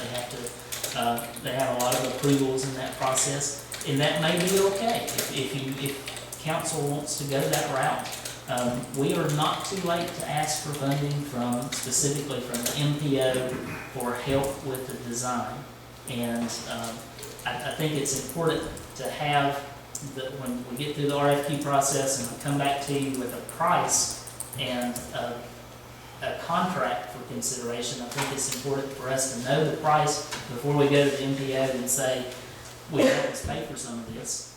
But we have not committed any money until we get to that point and you vote to do so. And that's going to get a public hearing in with all of that. So stay tuned. We'll keep you posted on that. So, ma'am, would you answer my question about the 80-20 split? Is that no longer a viable thing for us to expect? On the construction end of it, no, nothing has changed about the notability of that. Changed. When the mayor said ranking changed. The because ranking the changed, so formula now. the availability is less possible than it was when we ranked We do higher. not rate as highly on the DOT Transportation Improvement Plan for 2016-20 project list as we would have in the past, as we did in the past when they used different parameters of rating their projects. And, that doesn't affect our ability to make the project happen, but it certainly puts it in a different light with DOT's priorities right now. But the reason we don't is population, which is Part what we all of it is love. density, part of it is because we're a low-density town, and that hurts our ranking in comparison to higher density areas. And another component of that is that connectivity is not weighted as favorably for us as it would have been in the past. It's lower on the rating scale for them, and you just put those together. There may be some other factors there that come into play, but those are kind of the big ones that make it harder for us to rank as well from DOT's perspective. It doesn't mean from the MPO perspective that we're not available, we don't have funds available for this project. And when we have a number, if directed to go to the MPO and ask for some of that funding or help with the funding costs, we'll do it. So it's been suggested that the logical way to proceed here is to get the easements first and then proceed with the design and not the other way around. Because if you have a design and you have 5 people that don't want to give up their property that are included in that design, we've wasted all that money. That is a valid way of looking at it. The other side of that, and we are following the MPO's lead because we're working so closely with them on this, but you described what really I would call more of the county perspective of building trails. With the MPO, their argument to that, the counter to that would be, well, if you negotiate a lot on the front end, very specifically about easements and deeded property, and then you have a design feasibility study, and they say, hey, it won't even work right there in that area, it needs to be over there instead. Well, then you're going back to property owners and you're renegotiating those portions of it. And so we really followed the MPO's lead, and the committee talked about this a great deal, and went back and forth a lot because we have representation from the county, we have representation from the MPO, and that's where we got to, is having verbal agreements with a majority of this route. Not all there yet, and ultimately the recommendation from the committee is we're close enough, let's proceed with the design, and then we'll know exactly what we're looking at as a town in terms of cost and feasibility and where exactly we need to focus talking with property owners about easements. And it is a little bit of a opposite. You're talking about $500,000 for design as opposed to getting easements and then maybe having to renegotiate those easements. If I'm trying to put them on a balance scale, it seems to me that $500,000 for design is a lot more expensive than maybe renegotiating easements. But let's be careful about the number yet. We don't know $500,000. We don't know where that's the number that came out at that That's the number last that's been meeting. suggested, but a year ago, we Suggested were by the talking town about manager. less than that. So that's why the design is critical for us to know. We need a real number to be talking about. I'm sorry, but I have to disagree with you. Alex Ashton, is he county? He is with the county. He It's been a great he committee. suggests easements first. Mhm.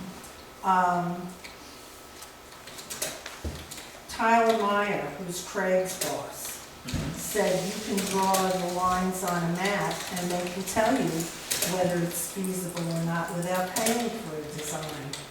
So why would you not at least try that before you spend all that money on the design? Well, we have a route, a very thoughtful proposed route on that. And with the MPO representation, the message has been, it's required. I mean, we have to do the design step to get anywhere with the along the process. I mean, we have to know a firm number. It has to be a design firm that's approved by DOT, that meets their parameters. I'm not talking about the RFQ.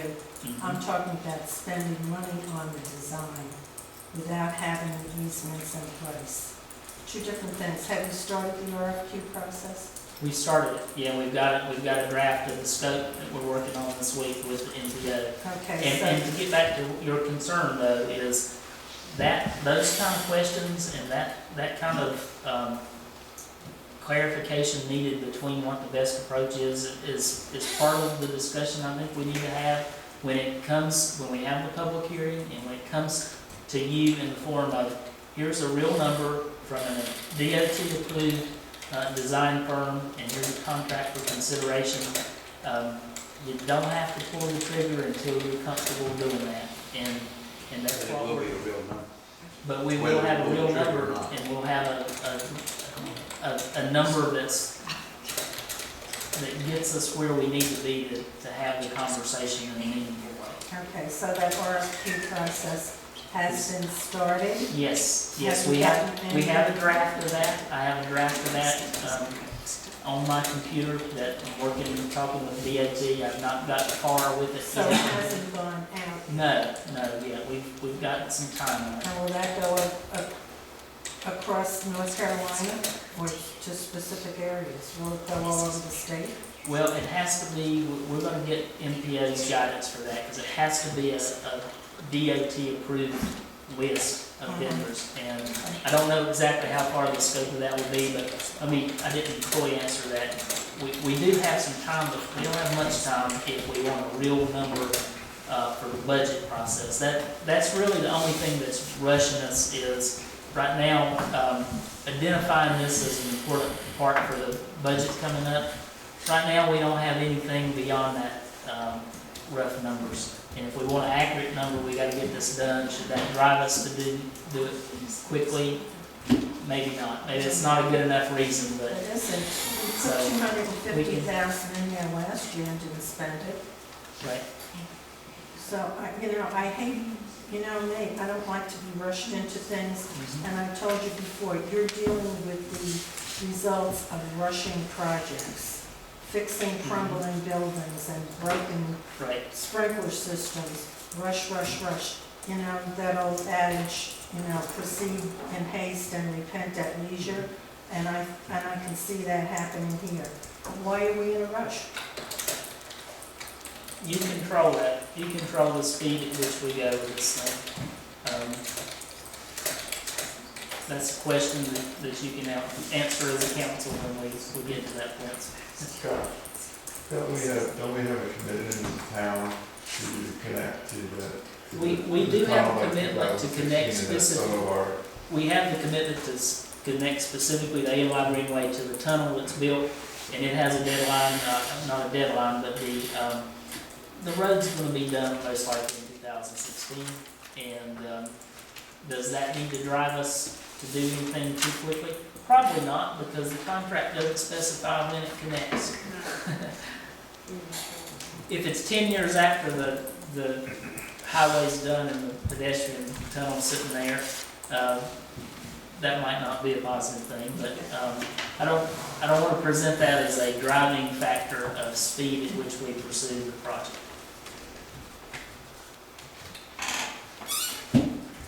So again, I was just wanting to touch on that because that's been brought up, and quickly some other things related to Parks and Recreation.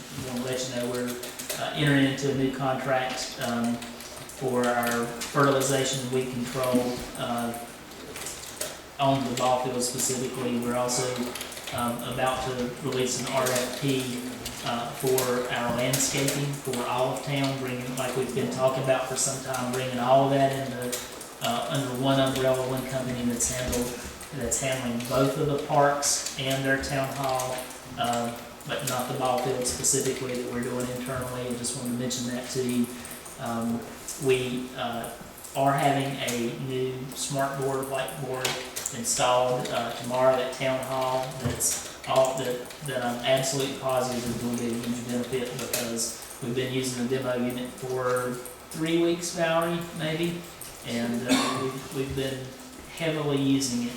And I want to let you know about that. We have replaced 3 computers some dating back to 2005, an updated operating system on those, and we're getting people, getting our employees all on the same systems and talking well together.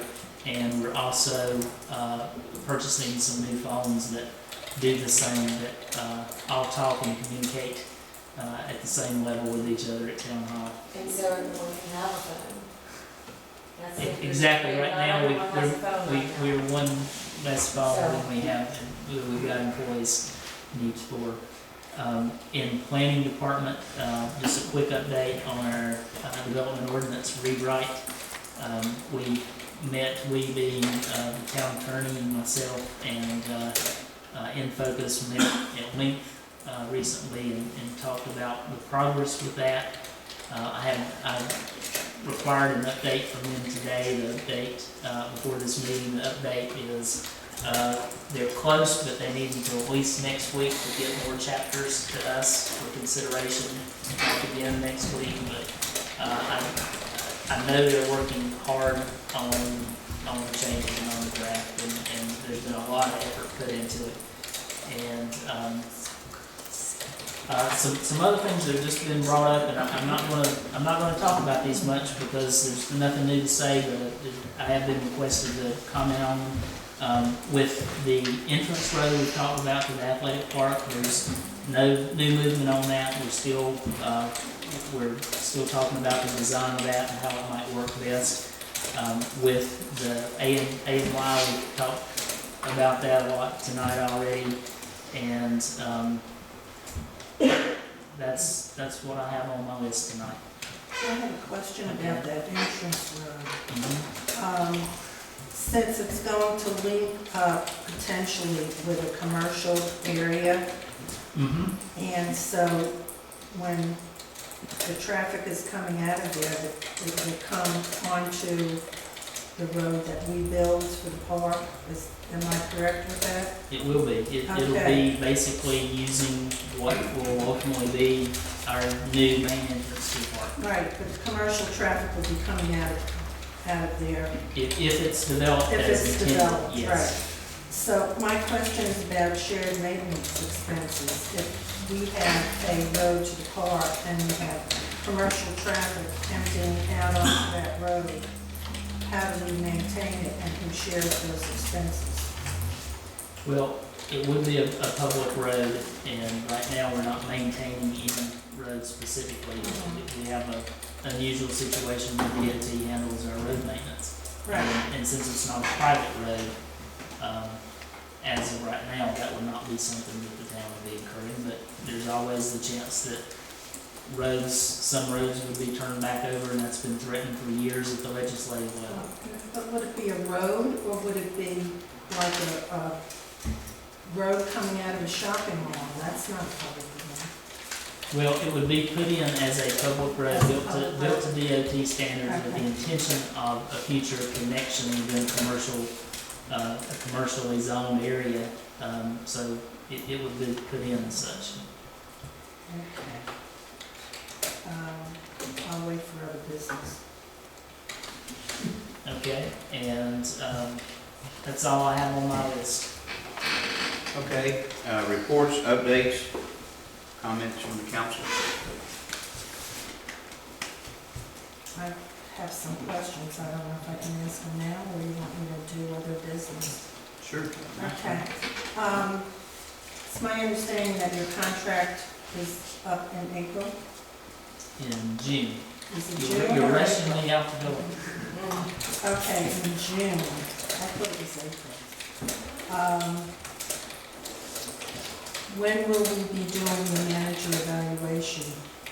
Because we have to do it before the manager's contract is up. Are we using the same form we used last year? Yeah. So, can you send that out to us? As to timing, you had decided, I think at the January meeting, it came up about specifically the contracts with the town attorney, and that was, y'all had agreed, just as a reminder, to do that in May, so if you want to do me in May, you've got two at the same time. Okay. It won't take long. And my other question is, have you done the employee evaluation yet? Absolutely. You have. Yes. So We've this done, will be, we've because evaluated. last year you didn't do that. No, that's not true. Okay. When we did your Um, evaluation, you said you hadn't had time to evaluate everybody. But No, you didn't know then. Well, let me clarify that. Okay. When I came on board, in June 2012, it was time for town clerk's evaluation. We agreed, the interim manager who had worked with the town clerk, since I had not, we agreed for her to do that evaluation. And then Valerie's evaluation was done last year, basically at the year anniversary. Then we had Jeff Ford, we did his evaluation. We've done that, he was hired in December. And then we have one employee that came in March, that your anniversary was actually today. So Katrina has been here 1 year, and I have not done her evaluation, but it's today. It's here today. Give me a few days. And so I'm on track. We haven't missed any evaluations. Just checking, because I know last time when we did your evaluation, we didn't have that. Okay, so Valerie, do we have a form to do an attorney evaluation? Not that I'm aware of, I'll look around and see. Okay, because it's part of the contract, but evidently it's never been done. And my only other question is, did you tell me you were going to tour Laughlin School? Laughlin Professional Development Center. Yes, I did, and I did. And did the history committee also? They did. They toured it week before last, I think. Great meeting down there, very hospitable group, and it was very worthwhile. And thank you, Linda, for coordinating that. You're welcome, thank you. So my question is the history committee going to put a historic plaque on Laughlin School? It has to be approved through the state. We can't put a plaque up. If it's going to be on the register, then that has to be approved. We are working on that. Okay, good. But sometimes these take a couple of years. That's okay. So every one of these plaques that's on, like Gordon's store and all those, were all approved by the state? That's the district, oh, yeah. But that's a different animal. So we've got, those plaques are just plaques for designated buildings within the historic district, not to be confused with the same procedure that happened with the Rock Gym. Oh, so we're doing the same thing that we did with the Rock Gym? Well, That's the plan. We just Okay. started Discussed. that 2 weeks ago. So- All right. I just had that question. I'm done. Thanks for that forethought on the review. Any other reports, updates, or comments? Well, I'm not going to be able to attend the MPO meeting that's coming up on the 26th. I'll be out of town, so I don't think we have an alternate there. So if Scott or someone else from the town wants to attend, I'm not sure what all is going to be on there. But I would suggest And I've got an email from you about it. I can do that if needed. Right. Okay, anyone else? Oh, I do have the opportunity for some education in May that I had requested through the MPO, and so I'm going to try to get some more training for that.